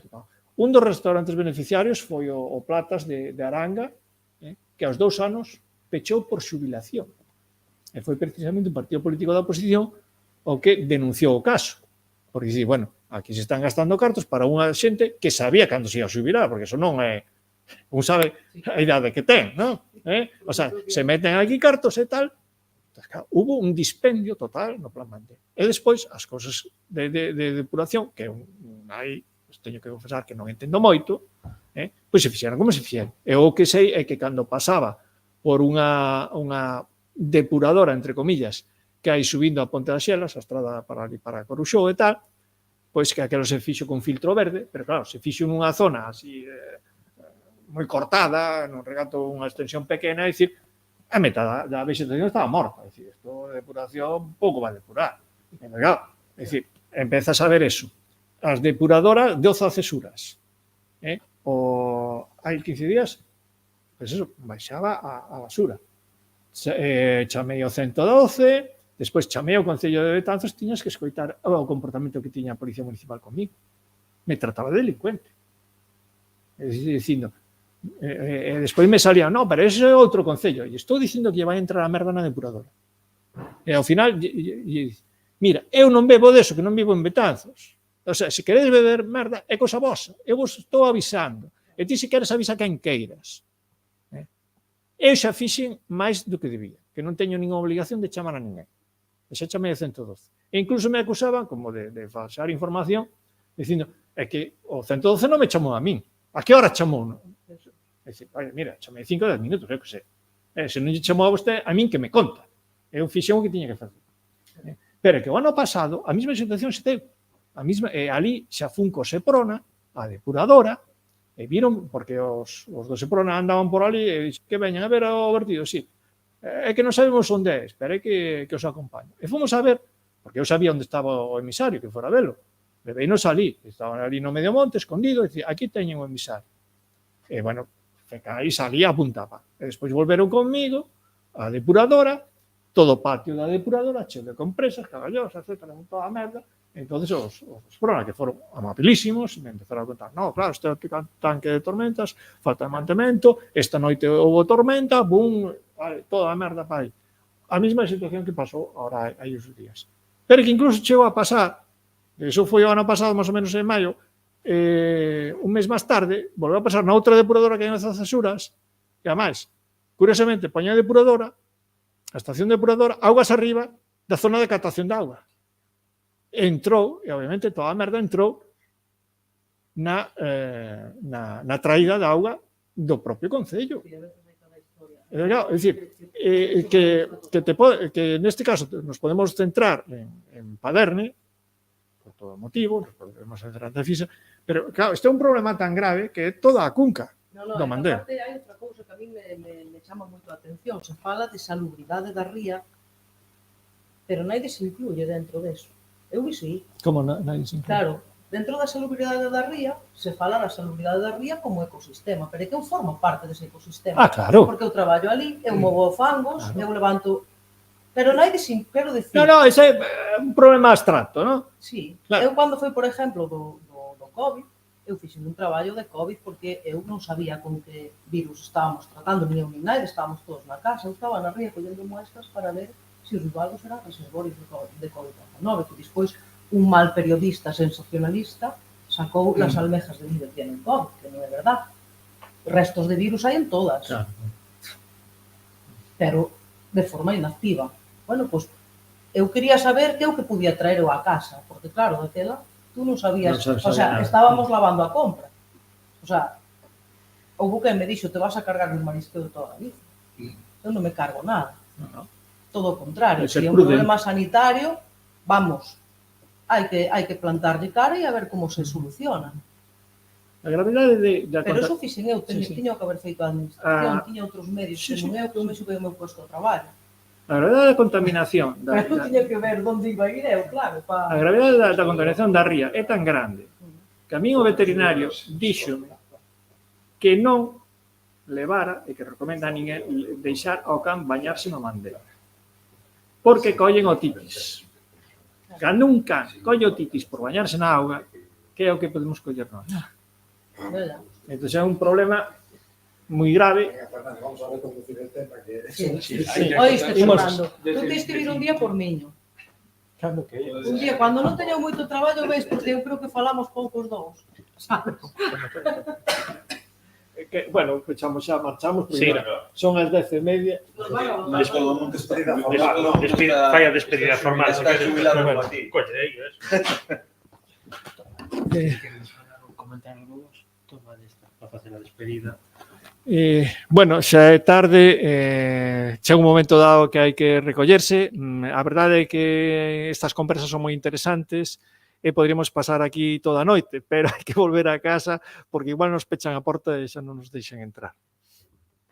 Bueno, igual, hai que acotalo, decir, ainda que sea prolongando 30 segundos, hai unha anécdota dun parlamentario xíbaro, era o único indio que había nun momento dado no Parlamento brasileiro, e dicía que non entendía como o hombre blanco era capaz de reunirse durante máis dunha hora. Entón o tipo, ao cabo dunha hora, se levantaba e marcha, votaba ou non e se marchaba. Entón creo que ese acotamento vital, sobre todo cando se vai facendo máis vello, me parece máis importante. Entón moitas grazas pola organización e creo que saíron cousas que darían para contar, pero bueno, anecdotario persoal que podemos estender todos, pues nos levaría semanas. Moitas grazas se sigue alguén aí. Eu tamén moitas gracias por convidarme a falar aquí, porque eu penso que aquí o que sobra son expertos, está claro que todos temos bastante coñecemento.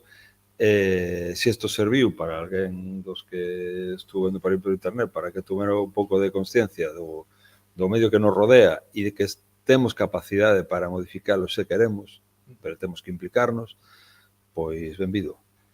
E se non serviu, bueno, pois por lo menos intercambiamos aquí un pouco de información. Eu sempre procuro ver as cousas en positivo e sacar desto algo bon, non? Entendo que é algo que se pudo sacar.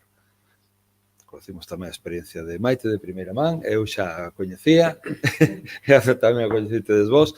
A veces sala así en tromba, pero porque leva, como ela di, 22 anos soportando un problema moi grave, é dicir, unha zona C inexplicable, como corre tamén en Ferrol, como corre no Sacofe Fiñás, como corre en outros sitios, en Viveiro, como corre en outros sitios de Galicia, non? É inexplicable que teñamos zonas B, moito máis inexplicable que teñamos zonas C. É a realidade que temos e o de sempre. Existen porque non hai movilización suficiente para que a administración se mova. E é o noso deber, xa que estamos no movimento medioambientalista, limitados como somos, como che decíamos, porque non somos o que somos 4, mal contados, somos 4, pero dentro da nosa capacidade non vamos a deixalo nunca, porque de eso nos vai a nosa propia persoa, por eso estamos aquí. Pois eu tamén, agradecerle tamén a Cesio, la verdad que me encantou todo o que dixeches, aprendí un montón, eu aprendí un montón, te agradezco un montón, un placer conocerche. Felicitar tamén a sociedade por o seu 50 aniversario, o que dixo Fernando tamén me sumo a ese aniversario, e nada, moitas gracias, e por parte de Hábitat que puidamos tamén hermanar ou axudar nestas demandas ambientais que todos coincidimos, finalmente todos coincidimos no 99% das cousas, eu creo que é unidos e cando sí se pode facer algo. Nos con Sociedade Galega, con outras entidades ambientais de Galicia, cando hai certos problemas ou no caso do PRUS, do EUME, sempre nos unimos e levamos un percorrido de xa de uns cuantos anos onde tentamos de facer cousas xuntos, porque sabemos que cando un escrito se firma entre varias entidades chega un poquinho máis, fai un poquinho máis de dano. Entón, coas cofradías, eu vexo clarísimamente. Clarísimo. Bueno, damos por pechado o evento. Moitas grazas primeiro a Xoán, bueno, a Santi San Silvar, a Manu, a todos os presentes. Bueno, decirlle ao público que nos teña seguido por internet, tanto en vivo como en diferido, que a única maneira que temos de abordar toda esta crise climática e ambiental que está a sufrir o planeta é que nos poñamos a traballar en serio. Hai que apoiar as entidades conservacionistas, hai que facerse socio, hai que ir ás xornadas de voluntariado, hai que facer doazós ás entidades de custodia para que poidan seguir comprando parcelas e restaurando hábitats, en fin, traballar, ser actores e non simples espectadores do que está pasando no planeta. Moitas grazas a todos.